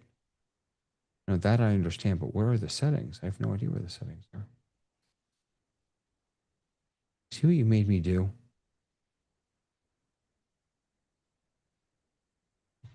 Do I have settings? You built it, David, do you? No, I didn't though. That's the thing.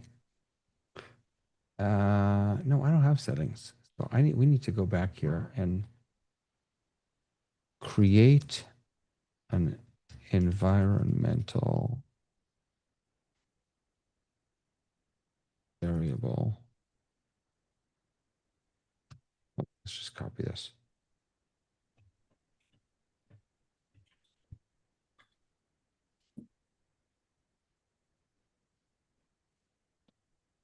So that I can paste the key there and mark it as a secret.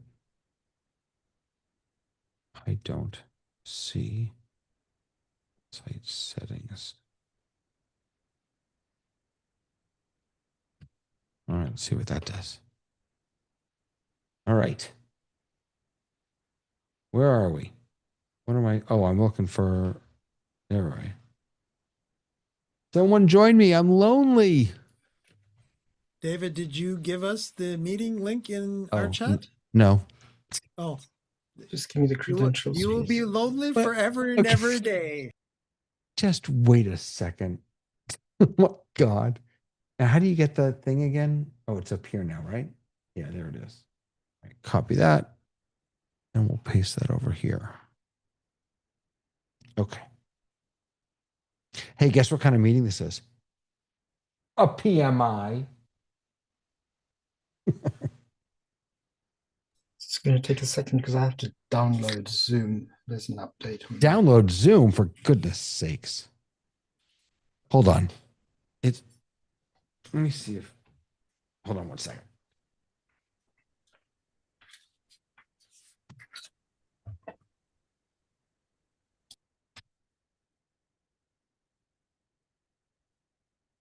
I was going to get one of the ladies who's cleaning the office because they only speak Spanish, but she was busy. Yeah, we saw you run away and come back.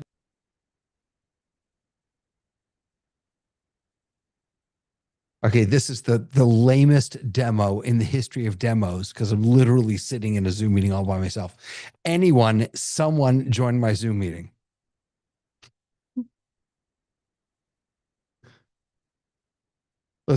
I have an idea. Let's put the Zoom link out on YouTube and see what happens. It's all for you then. I cannot save you. No, we won't do that. We won't do that. We'll just be patient.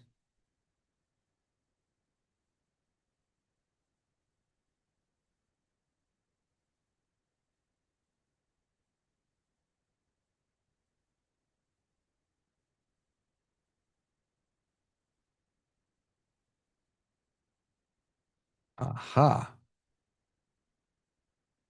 Mike, do you speak any of these languages? I do not. I guess I can do a little bit of, bonjour, comment ça va? Ça va bien? How's that? Did that go anywhere? Oh, but Nope. I guess I have to do audio through that system, though, right? Yes, you do. All right, here we go. Let me try this again. All right, I have to shut myself off for the main show, and I'll be right back. I'm doing it in the other. All right, so here we are. We're in this other meeting. Can you hear me? I can hear you. We're getting a little echoey, but that's okay. Can you hear me? Oh, wait. Did anybody hear that? Wait, in Zoom. Julie, did you hear that? That's what it does. It repeats it in English. Right. Okay, do something in French, Mike. Or whatever language you were just doing. Hold on. I have to turn my audio off over at this end, so I'll do comment ça va? Ça I va have to bien? turn my audio off over this end. So I'll do how's it going? Anything? It's Yeah? going well. Thumbs up. Thanks, Robert. Hello, my friends. Flying blind. Here. Anything? Yeah, Robert's giving me a thumbs up. Je m'appelle Michael. Thanks, Robert. 'Cause I'm flying blind here. My name is Michael. Hearing my kindergarten French and everybody's laughing at me. That's great. No, this is perfect. You're hearing my kindergarten French. Okay, stop talking. And everybody's laughing at me. That's great. That's fantastic. Okay, come back in the And everybody's laughing at No, me. okay, stop talking. Come back in the Zoom. It worked. It worked. I could hear you were speaking French, and I was hearing the translation, real-time translation. Obviously, I'm there's a back. little delay. You're back. I- That was I've got a question. fantastic. Yeah, go ahead. My question is, does it charge you for the tokens when he's speaking the language it's translated into? So if he speaks English and it repeats in English, is it still charging you for that translation? I have a feeling, I don't know the answer to that. My gut is that it's not paying any attention to what's being translated. It's counting minutes that it's on. So if you look up at the top of my screen, you can see it's running, and I think it's just counting those minutes, if I had to guess. D'accord. Yeah, because you got 5 hours, if I'm not wrong. Right. Exactly. And for $5, that's as far as I'm concerned, if it's reliable, that's a steal. Opens up dating opportunities. I like that. Other languages.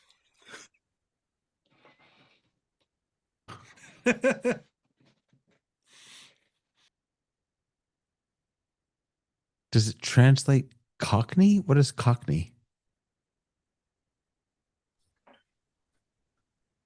Well, I've just you're been gonna down get the apples John. and pears. Does it translate that? No. Cockney? I don't even know what Cockney that is. rhyming slang, me old China. What? Unreal.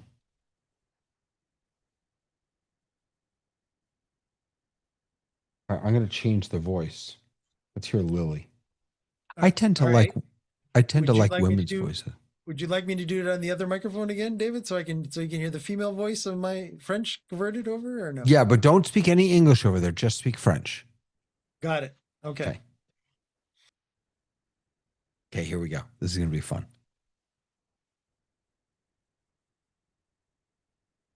Bonjour. Comment ça va? Ça va bien? Et toi? Hello, how are you? How are you doing? I'm really good. How are you doing? Oh, so Mike can't hear us on that meeting. Can you hear? Oh, yeah, you can't hear us. Okay. All right, get out. Gotcha. That was cool though. I don't like either of the voices. The voices are not I would humbly suggest that the All right, quality. I'm safe. I'm back now. Yeah, you're back. I was just saying that I don't like either of the voices. The quality of these two voices, when you listen to the real-time interpretation that ChatGPT has, that sounds so natural, or live. What do they call it? ChatGPT Live. That sounds so natural. The voices here are just not. They're too robotic for me, too mechanical for me. And we have an M2 Pro iPad that has just joined the party. That's me, and that is you. now I can hear myself going out of my mouth back into my ear. That's me, and now I can hear myself being out of my mouth. So you sound Back good into to me. my ear. So can you speak in some Polish and we'll see what it does? Dobra, będę mówił po polsku i zobaczymy, w Okay. jaki sposób to będzie działać. To I will już speak in Polish and we will see how. i It works. widzę, że kiwasz głową, czyli znaczy, że rozumiesz to, co mówię. I see that you are nodding your head, which means you understand what I'm saying. I do. It's translating it. Yeah. That's okay. So it can translate into those languages, WhatsApp. but apparently it can translate from many more languages. No tak by się wydawało. Well, that's how it seemed. Yeah. I mean, look, there's obviously there's a delay, but it's fantastic. It's really good. Nie, to jest bardzo fajnie i pod warunkiem, że jest komunikacja. No. Czyli w momencie, kiedy ja czegoś nie rozumiem, This is very to cool myślę, and o, provided that super. there is communication, Lub nie rozumiem, meaning that to when I don't understand something, I ask for repetition, and if you don't understand, ask me to repeat it. Should I just repeat what I said and ask if I understood correctly? I mean, I think I understood you. I wasn't paying close enough attention to be able to repeat it back to you, but do it. Test me again. This time I'll actually pay attention. Say something in Polish, and I'll translate. I'll tell you back what you said. Dobrze. Czy ja dobrze rozumiem, że mi dasz dostęp do tej All right. nowej aplikacji? Do I understand correctly that you should give me access to your application? So yeah, you understand correctly that I'm going to try and give you access to the application. I będę mógł tej aplikacji korzystać i sprawdzać, jak to działa? I will be able to use it and check how it works. I hope so. That's the plan. Sure. I'd like for you to use it and see how it works. Yeah. Ale już wyczułem jedną rzecz tutaj, bo ja zadałem pytanie i zadając pytanie w języku I noticed polskim, one po thing here. prostu podnosisz głos. Because I asked a Koniec question and pytania. asked a To question nie in wyszło Polish, jako pytanie, wyszło jako simply raising my jedno voice at the end of the question. But it didn't come out as a question. It came out as a statement. Yeah, you're right. Everything is sort of coming out as a statement. I mean, there is a little bit of inflection in her voice. I'm going to switch back to the guy's voice. There's a little bit of inflection, but I was saying as you were getting set up that it seems to me that we should have better voices at this point with ChatGPT Live and all the really good 11 Labs, the good voice models out there. This sounds still a little robotic to me. Tak, tylko że mi się wydaje, że oni doprowadzą do tego, że wprowadzisz własny głos, tak? It also seems to me that they will lead to introducing their own voice. Nie, You mean źle you mean to- the voice of the Yes. person who's speaking? It's not Dokładnie bad. tak. You think though it'll be the voice of the person who's speaking eventually? Dokładnie tak. Jak ja pracuję That's na exactly right. syntezji, Exactly the way I work. nagrać głosu, In synthesis, uczy się twojego głosu, a później mówi w twoim synthesis akcencie, allows you to twoim- record your twoim voice, głosem. Bardzo, bardzo learn your trudno. voice, and then speak with your accent. Wow. Your voice, very, very close to your wife. Very close to my wife? I think I, I think it may have gotten something wrong at the end. By the way, I have to say, one of the things I appreciate this is that every time it is translating, I get there's a little pop-up on the bottom of your screen that I'm looking at that says translating, and it's in color, which is nice. I mean, the experience is very natural, I have to say. Dlatego, że to jest rozmowa. Dużo łatwiej jest w trakcie rozmowy, niż jakbym przedstawił coś, na przykład... Because robił this is a jakąś conversation. prezentację. It is much easier during the conversation than if I were to introduce something. For example, making a presentation. What, you think a conversation is easier than a presentation? I would think a presentation would be easier. Nie. Rozmowa jest łatwiejsza, dlatego że... But it's not w Zabzia. momencie, kiedy ja widzę, że ty rozumiesz, to ja mam... The mogę conversation powiedzieć, is jak easier widzę, że because when I rozumiesz, see that you understand, to I can tam move proszę on. o wyjaśnienie. When I see that you don't understand, To jest jednokierunkowe. I pause and ask for an explanation. Yeah. During the presentation, it's simply one way. Right. What? Okay, it's not perfect. I just got to run on what at the end. Like, what? I'll tell you one thing, though. I'm listening to myself, and I hear what's coming through as something different to what I would have said in English. Really? Yeah, it's a bit weird in that way. Look, it's not, it's, it's AI working, it's not very good AI, probably working really quickly. Look, as for a first pass for $5 a month, to me, this is a win for Zoom. I love this so far. Absolutely. Absolutely. Yeah. I mean, can you imagine you can even take just open a Zoom meeting and imagine and do what? Start speaking to someone who's standing right next to you and have the same Zoom meeting open, and you can be communicating between each other. Yeah. That's great. All right. Thank you for coming in, Robert. That was fantastic. I'll go ahead and close this meeting out. That was very, very cool. Thank you, Mike, for popping in. Also, I appreciate that. Of course. I'm not as fluent as Robert is, obviously, in Polish, but that at least I got the point across of the French part too, so that was working. Absolutely. But again, and you notice too that you said just English. I spoke French. Robert spoke Polish in the same meeting. Right. And that's important too to understand. You're right. You're right. This is a real facilitator for people who don't have one common language to be able to communicate. There's no doubt about it. And sure, there's a lot of work to be done, because you can see that it's actually accumulating something, making the transcript, translating the transcript, and then doing the text to speech back to you in the given language. So there's a break and a pause, and it's a little bit rough on the edges. Like it said "what" at the end at one point. Yeah, that was quite funny. But it's getting there. It's closer than it is further at the moment. That's for sure. Yeah. Thank you, David. That was fun. That was fun. That was cool. Yeah.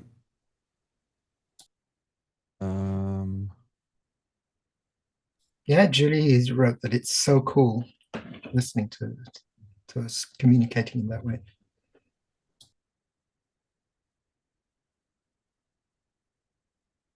Oh, by the way, when I attended the open office hours on Synthesia today, they showed that they've started putting in non-people who can speak.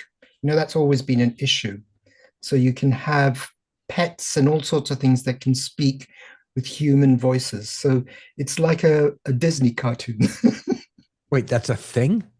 It's a real thing. Yeah, it's and it's going to be used, according to them. The first people who have been testing it will probably be using it where you don't want any human emotions to come through when you're communicating.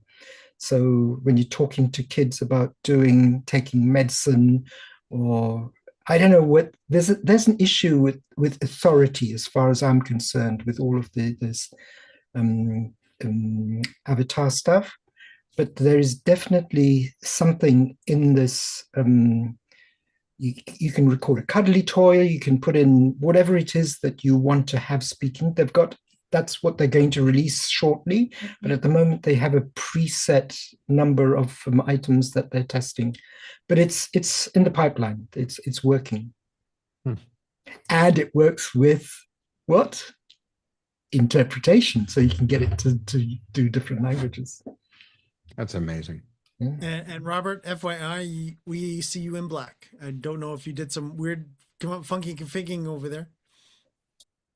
But we lost okay. Let me just check what's happened. Yep.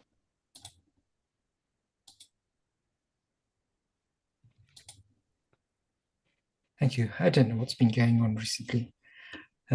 This is I'm using one of my GH5 cameras here. It's just going through a cam link, so maybe it's just overheated or something. I don't know. Yeah, definitely showing us just black, wherever it is, Robert.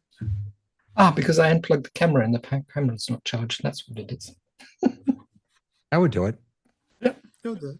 Yeah, for sure. That was it. Oh, we're all silly on a Friday, everybody. We're unplugging things. I'm just excited about David's new app. all of a sudden I'm now French, and now I'm speaking French, and now all of a sudden Robert is doing his Polish stuff, and David's he's live buying licenses, is adding him to his accounts.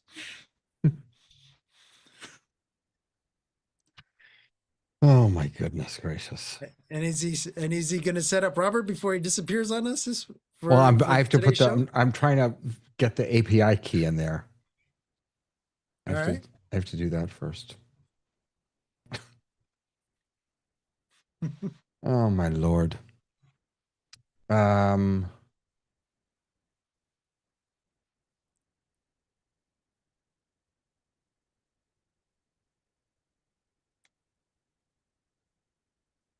only API key.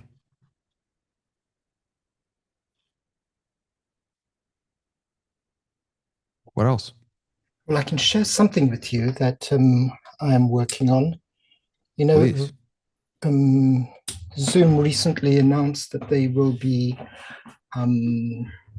they've increased the number of interpreters that you can define on your language channel in a meeting, for the interpretation. There was a limitation to 20 interpreters, and we were all wondering, why is that a limitation? That sounds such a lot. And let me explain what I'm doing at the moment, and it'll help you maybe understand how we're going to get around that limitation by doing what we're going to be. We have a 5-day conference that runs more than 12 hours a day. So we have 2 sets of interpreters in the morning, 2 sets in the evening, and we've got 7 language channels.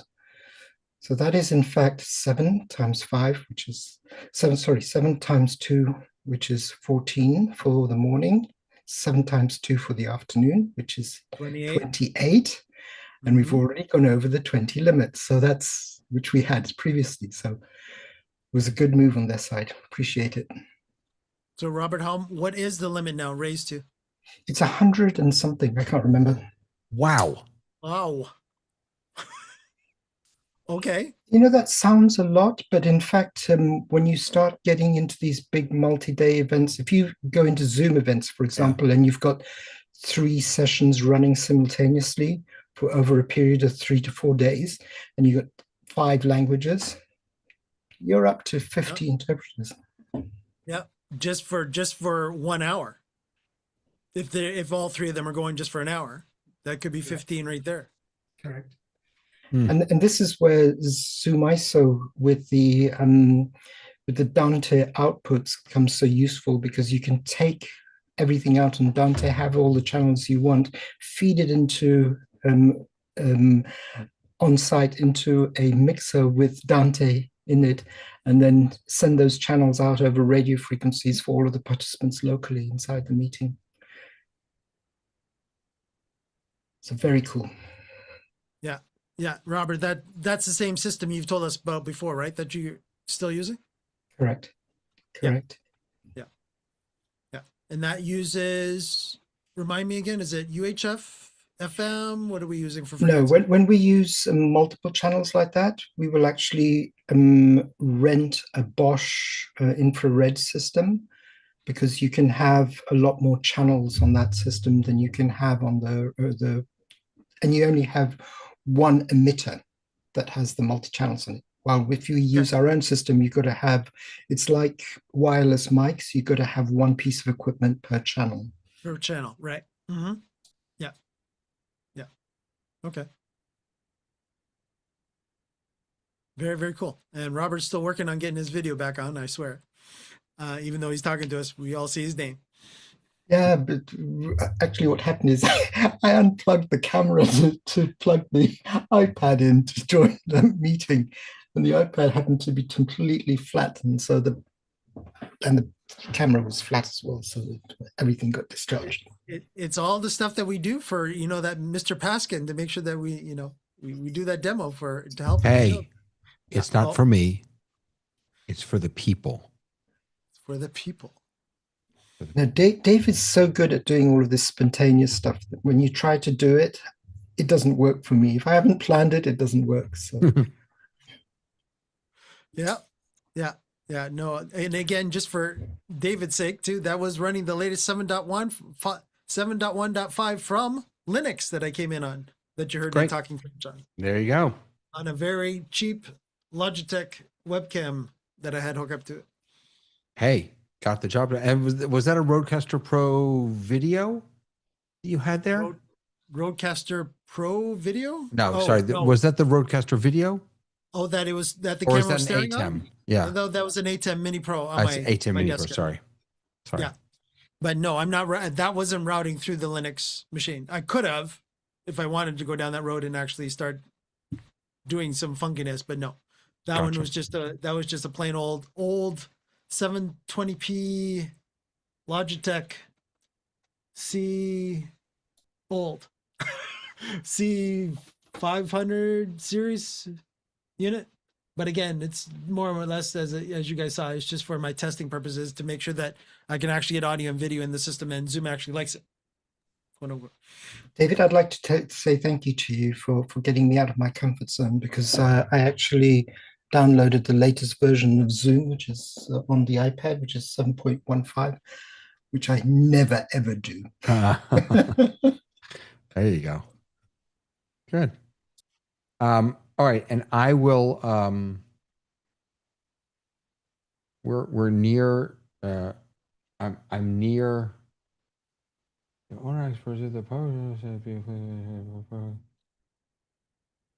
Okay. When I am able to, I will send you a thing about this show hub so you can play with it if you'd like. We'll definitely play with it. I think it's really, really cool.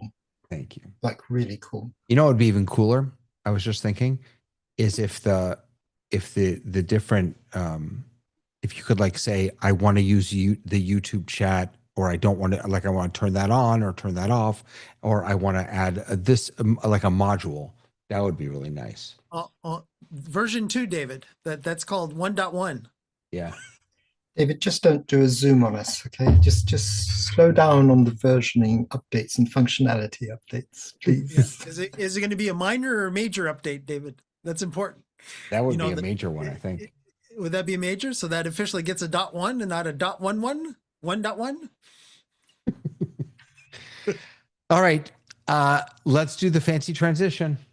All right. Here it comes. And I practiced too for David. If you have any questions, look at that. If you have any questions, let us know in chat and we'll do our best to get you further answers from our panelists here within the actual Zoom test community. All right. And Hasmuth is coming back. This could be good or could be bad. We don't know. Hey, Robert, sorry to interrupt. Yep. Is that email connected to a ChatGPT account? I do not use ChatGPT at all. Okay. All righty.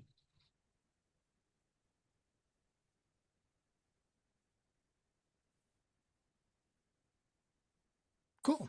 All right. So let us know in chat if you have any questions for us, and we'll do our best to deal with them. If you ran into something this week, did you run into something that maybe 7.1.5 broke for you? Let us know in chat. Hopefully not, as Zoom does not like breaking things when they release things, but you never know. I will tell you that currently on the Windows side, that the Chromium bug that Windows is currently still has out there that could potentially affect your Zoom Production Studio interface is still out there and not been fixed as of yet, even though there was a few emergency patches done this week by Windows over the last week or two. So that unfortunately is still there, and I'm keeping my eyes and ears open for that, and I will let the Zoom Test Kitchen community know when I know.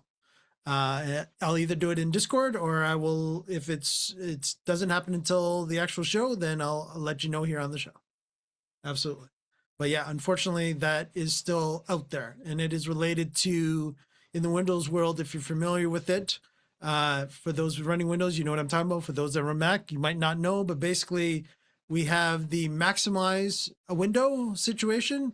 And when you actually maximize a window, there has been a bug inherited by our friends at Microsoft when they did a couple of patches ago, that officially, depending on if you're starting to run out of physical RAM as well as GPU RAM, could actually cause the production studio interface to start basically crash. But what ends up happening is all of a sudden the layout ends up changing on you, and mine does a little different than Ray Harwood actually had the same problem.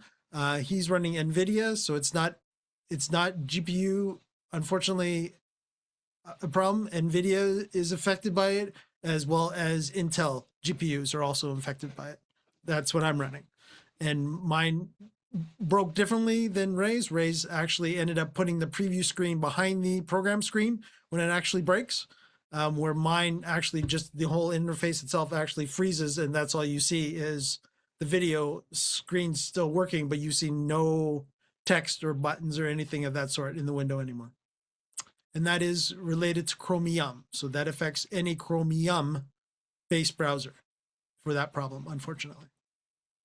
So I'm just letting everybody know about that while I wait for new questions in chat. And I will ask if any of my panelists have any questions or any comments. Robert, how's that camera coming? No camera yet from Robert, so I don't know if that's good or bad. Just got no power supply. That's the problem. I don't know if I'm going to get one. Okay, right. That's cool. No problem. Mr. Drinkwater, anything new and exciting, sir? Well, Mr. Drinkwater might be unavailable right now. We'll go back to him. Oh, there he is. Robert's back. It's amazing what happens when you have power. Yep. Yeah, looking good, Robert. Looking good. So yeah, that was a lot of fun. I didn't think my French would actually come across properly, but I guess it did. So I was like, okay. I was doing my, as I said, grade school French, but it survived. I was trying to think, what do I say? And I'm like, okay, I know how to normally talk when I'm talking business talk to all my Quebecers here in Canada, but I was thinking to myself, I don't know if I want to push my Quebecois French on the system or not. I guess it would have understood. I don't know. Yeah, I don't mean to be mean or anything, but I think these AI systems actually work better for people for whom English is not their native language. Yeah, that's fair. It seems to do a much better job with the phrases and the sentences that are constructed by people who don't use English as their native language. And I mean, if you'd get John on there speaking English and we do the interpretation into a different language, I think it would be it would have a lot more errors in it than if a non-native English speaker were to speak English and we do the interpretation into a different language. And I'm not sure what this is. It's something to do with the training of the models. I'm not sure.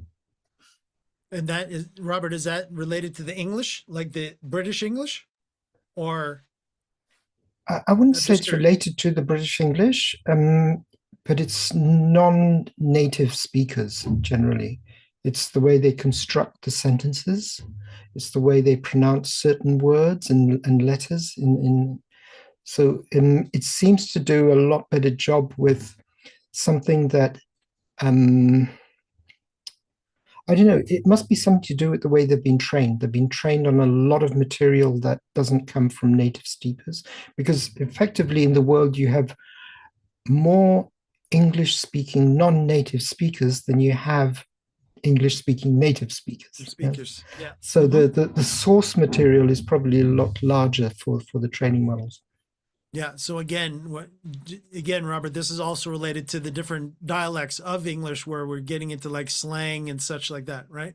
Is that what you're meaning? No, I'm talking about I don't know about the dialects. I mean, John asked about Cockney.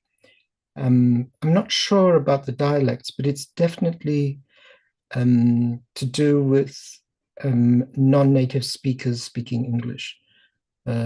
that is something that we've seen and we've dealt with. So it's not the accent or anything like that either, then, or is Oh, it? it definitely is the accent, because if you Okay. think about the non-native speakers have their own accents, which are not standard accents. And once again, we go back to the base point of there are more English-speaking non-native English speakers in the world than there are native English speakers. Yeah? Even though you've got the 380 million in the States, you've got what percentage of those people have English as their first language? Right. I don't know what the statistic for that is, to tell you the truth. Yeah, no, that's fair, and that makes perfect sense. So yeah, again, the AI model is only going like it. You know, if you really have a thick accent, let's say too, and you speak English, it actually might not even understand that it actually truly is English, depending on how thick your accent is too. No, if you think, you take the whole of Asia, you've got more people who speak English as a second language than you have native English speakers. So there's a lot to be said in the training models and the source data for that. Okay. All right. Cool. All right. Let me throw this up here again because David loves my graphics. So there we go. If there's any questions that you might have on chat or on YouTube from our YouTube audience, from the Zoom Test Kitchen community, let us know in chat. And I am watching those, and we'll bounce them off the people that are still here with us as panelists. So let me know.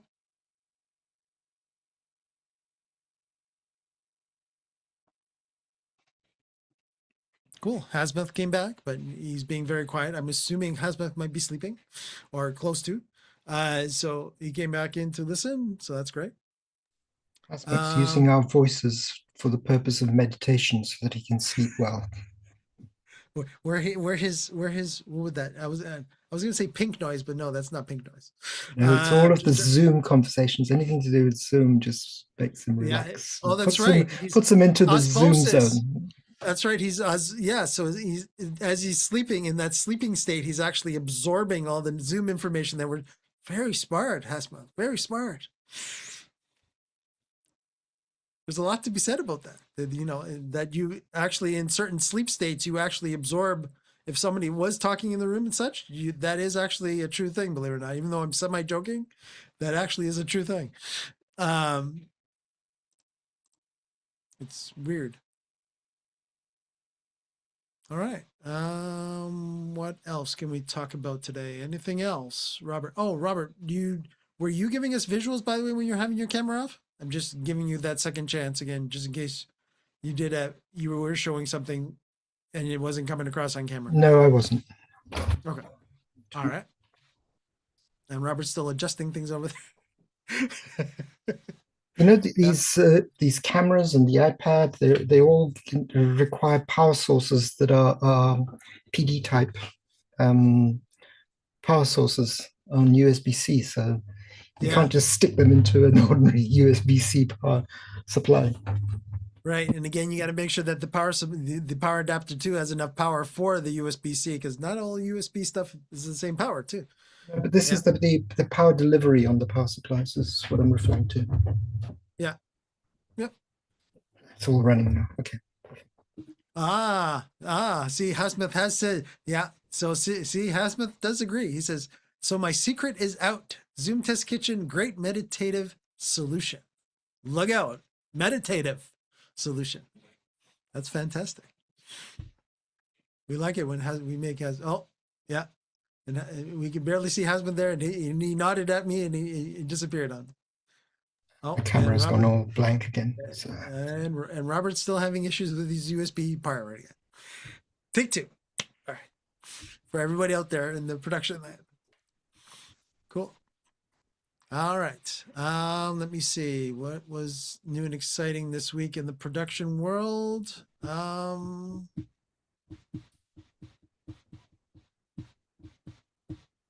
Trying to think if there's anything that I saw this week that might be interesting for the Zoom Test Kitchen community. I'll think about that.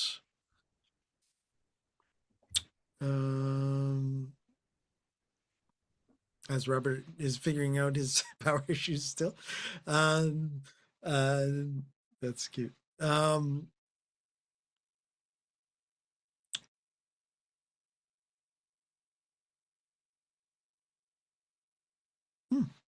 Okay.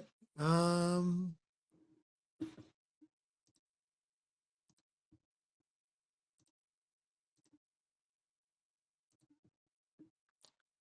right. Let me tell you about this. So don't forget to check out our website, and I'll actually put that in chat again.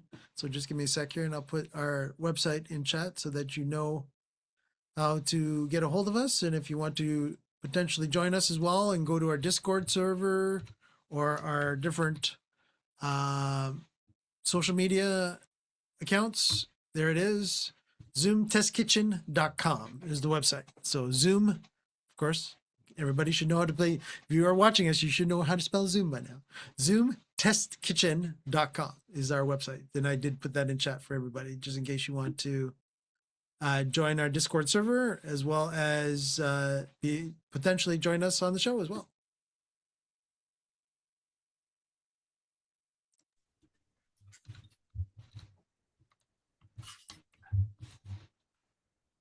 Oh, Robert's getting closer to getting his camera working. No, I've just realized I was plugging my camera into a power bank. It's a 30,000 milliamp hour power bank, but it doesn't have a PD output, so that's why it's not working. Okay. Interesting. Robert, you get interesting power stuff. So that was going, you're going to put that into a battery.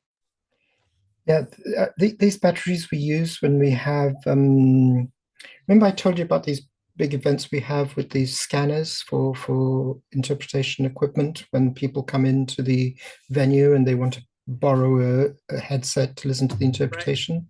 Right. And yeah. We have to connect up to the central database. And so we have these access points located in different locations in the building. And we use these very big power banks instead of just to be completely independent of the power supply in the venue, because usually going to a spot where you don't have a predefined power spot available, and we haven't ordered one, to tell you the truth, so we don't get one. Yeah, right. So so if you don't have certain power drops, that's actually not a bad topic to talk about, is having enough power for your event. That's always a good one. Yeah, definitely do your calculations depending on the amount of equipment that you are bringing to make sure that you are not overloading. There's the word, overloading any circuits that you're plugging into is absolutely imperative. And that brings up a perfect scenario too, where Robert has actually gone to the battery situation, because so Robert, that would be like a little kiosk, right? It'll be like a little kiosk, yeah, more or less like a kiosk.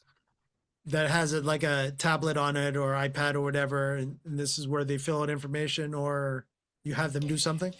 No, what we do is we have these Zebra scanners, and we pre-program them to connect to a database. And then we just take the scanners, which are handheld terminals, literally, and we can scan in either an image, which could be a number, it'll do the number recognition, or a barcode, and that can be just a standard barcode or a QR code. And then we match the barcode or the QR code from the person's badge with the number or the QR code on the piece of equipment that we're giving out. You know, when you have an event with 5,000 people, if you don't have an automated system like this, you just cannot cope with the throughput. And matching who's leaving the event location without handing the equipment back. And so you need to know that information. Right. Yeah, no, that's awesome. That's awesome. Yeah, I like that. Yeah, good product too, Zebra. Yeah. Zebras work well. We don't use their inbuilt inventory because they're mainly for inventory type systems, but they're also used in the event industry quite a lot because they work so well as badge scanners and and because they're so small, you can walk around with them and use them where you need to. Yeah, exactly. And again, zebra or zebra, depending on which country you're from, zebra or zebra would be, we also use that in our warehouses as well for inventory and such. So yes, 100%. But yeah, I can see where it can be used for production work as well, because the units are just great for scanners, period. No matter what type of items you're scanning. In our case, we're scanning inventory to make sure that, certain amount is in our warehouses and such. So yes, we definitely use the Zebra products, and also we use the Zebra printers as well to make sure that, if we're doing any thermal printing, which Robert, I guess you don't go that far as actually doing the actual lanyards, do you? For the events? What we do is we have two printers, and they're like label printers, where we print the labels that we stick onto the back of the equipment that we're renting out or giving out. And then the beauty about doing this is that a lot of the companies that we work with want to have the equipment branded. So what we do is we will put their logo on it, because you can do that in the design, put the barcode underneath it with a number that's readable by humans, just in case you need to do a manual reconciliation, and then just scan that. So it literally takes, when we did the last event, we had estimated 15 seconds per person for him to come, scan his badge, scan the receiver, say hello to him, thank you. The buttons on the side here, please return the equipment when you leave the session. And it's in that ballpark. It's just under 15 seconds, so that's a good number to use. Sweet. Yeah, that's awesome. That's awesome. And of course, you can have an X number of people issuing this equipment out, because the way we set it up, we had multiple Zebra terminals, and they were all connecting into we did it through a Google Sheet. We actually connected through a Google Sheet, and Google has a lot of very high level security in place with the Google Docs, and they're in the cloud anyway, so it's easy to access them. And you program what it's meant to do. It passes the data through a JavaScript. We prepare a JavaScript that you put in as an extension into the Google Sheet, and then it just brings in all the information in real time. Right. Very cool, Robert. As you're still working on your camera? No, I've just given up. I'm just sitting here and relaxing. It's coming up to midnight here, so I don't want to. That's why I didn't want to push. That's why I was like, I think Robert's ready to leave us. So I was like, Robert's probably not fixing his camera. So that's why I was asking. Yeah, not a problem. Yeah. I left my comfort zone today by setting up this iPad with the completely latest version of the Zoom app on it, just to connect up with the meeting and do that test that we were doing. So I think I'll drop doing new things for tonight at this time of the night. Yeah, that's fair. That's fair. Absolutely fair. Very cool. All right. So we've got a lot of viewers out on YouTube. If you are enjoying Robert and I talking, that's great. But if you do want to definitely ask us a question before we wrap this up, let us know in chat, because we're about to wrap this up very, very soon. So let us know once again in YouTube chat if you have any further questions for us.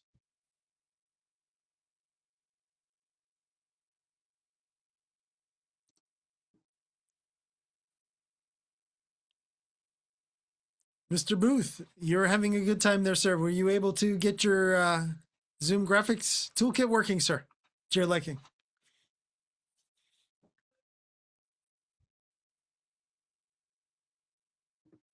Oh, Mr. Booth might not be by his computer right now. All right.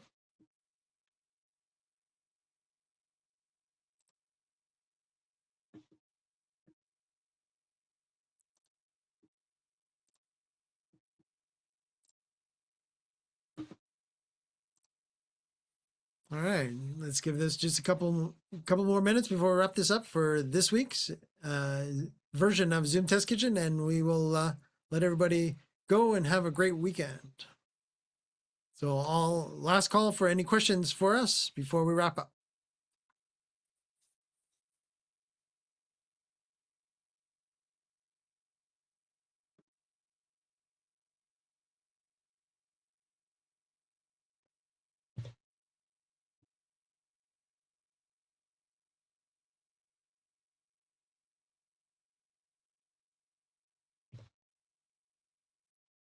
All right.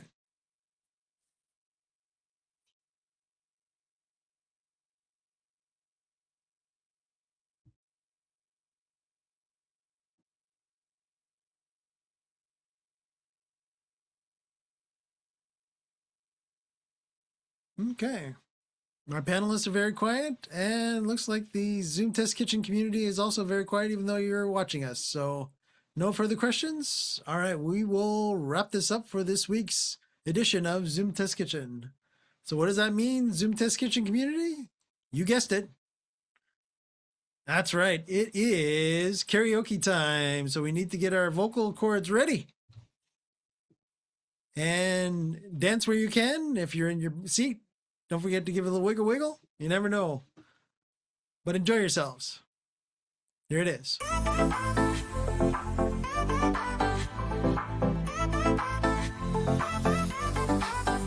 Welcome to the Zoom Test Kitchen, where the magic happens live. Every Friday we're on air, testing tech to thrive. From screen share to breakout rooms, we push Zoom to its max. So sit back, relax, and let's see what's in our tech hacks.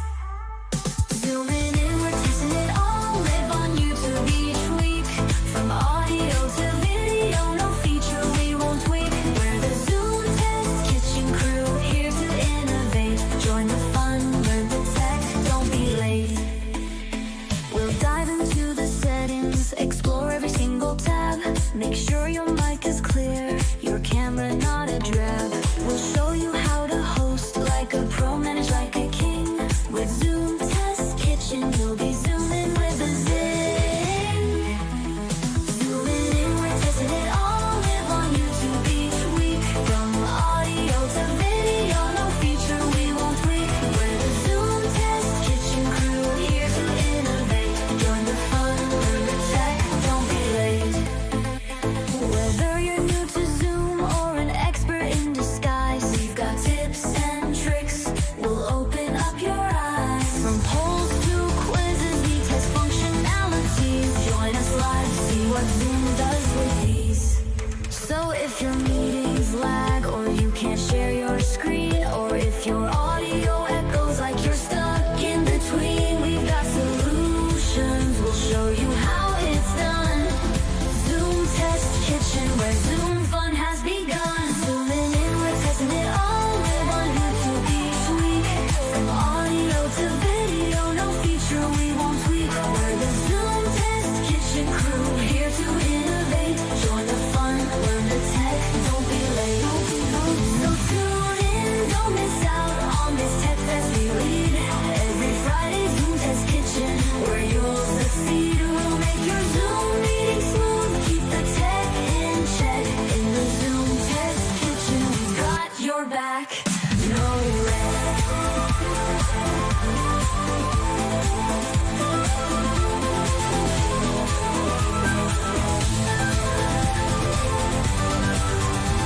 Zoom Test Kitchen, we've got your back. No That's right, Zoom Test Kitchen community. I was hearing you. You're doing awesome. Thanks everyone for joining us this week on the Zoom Test Kitchen. Don't forget to like and subscribe to our channel to let YouTube and Zoom know how much you love our content. Don't forget, we're here every Friday at 3 p.m. Eastern, 12 p.m. Pacific, and check your local time zones to match up to those times, either 3 p.m. Eastern or 12 p.m. Pacific. See everyone next week for another edition of the Zoom Test Kitchen. Take care, everyone on YouTube.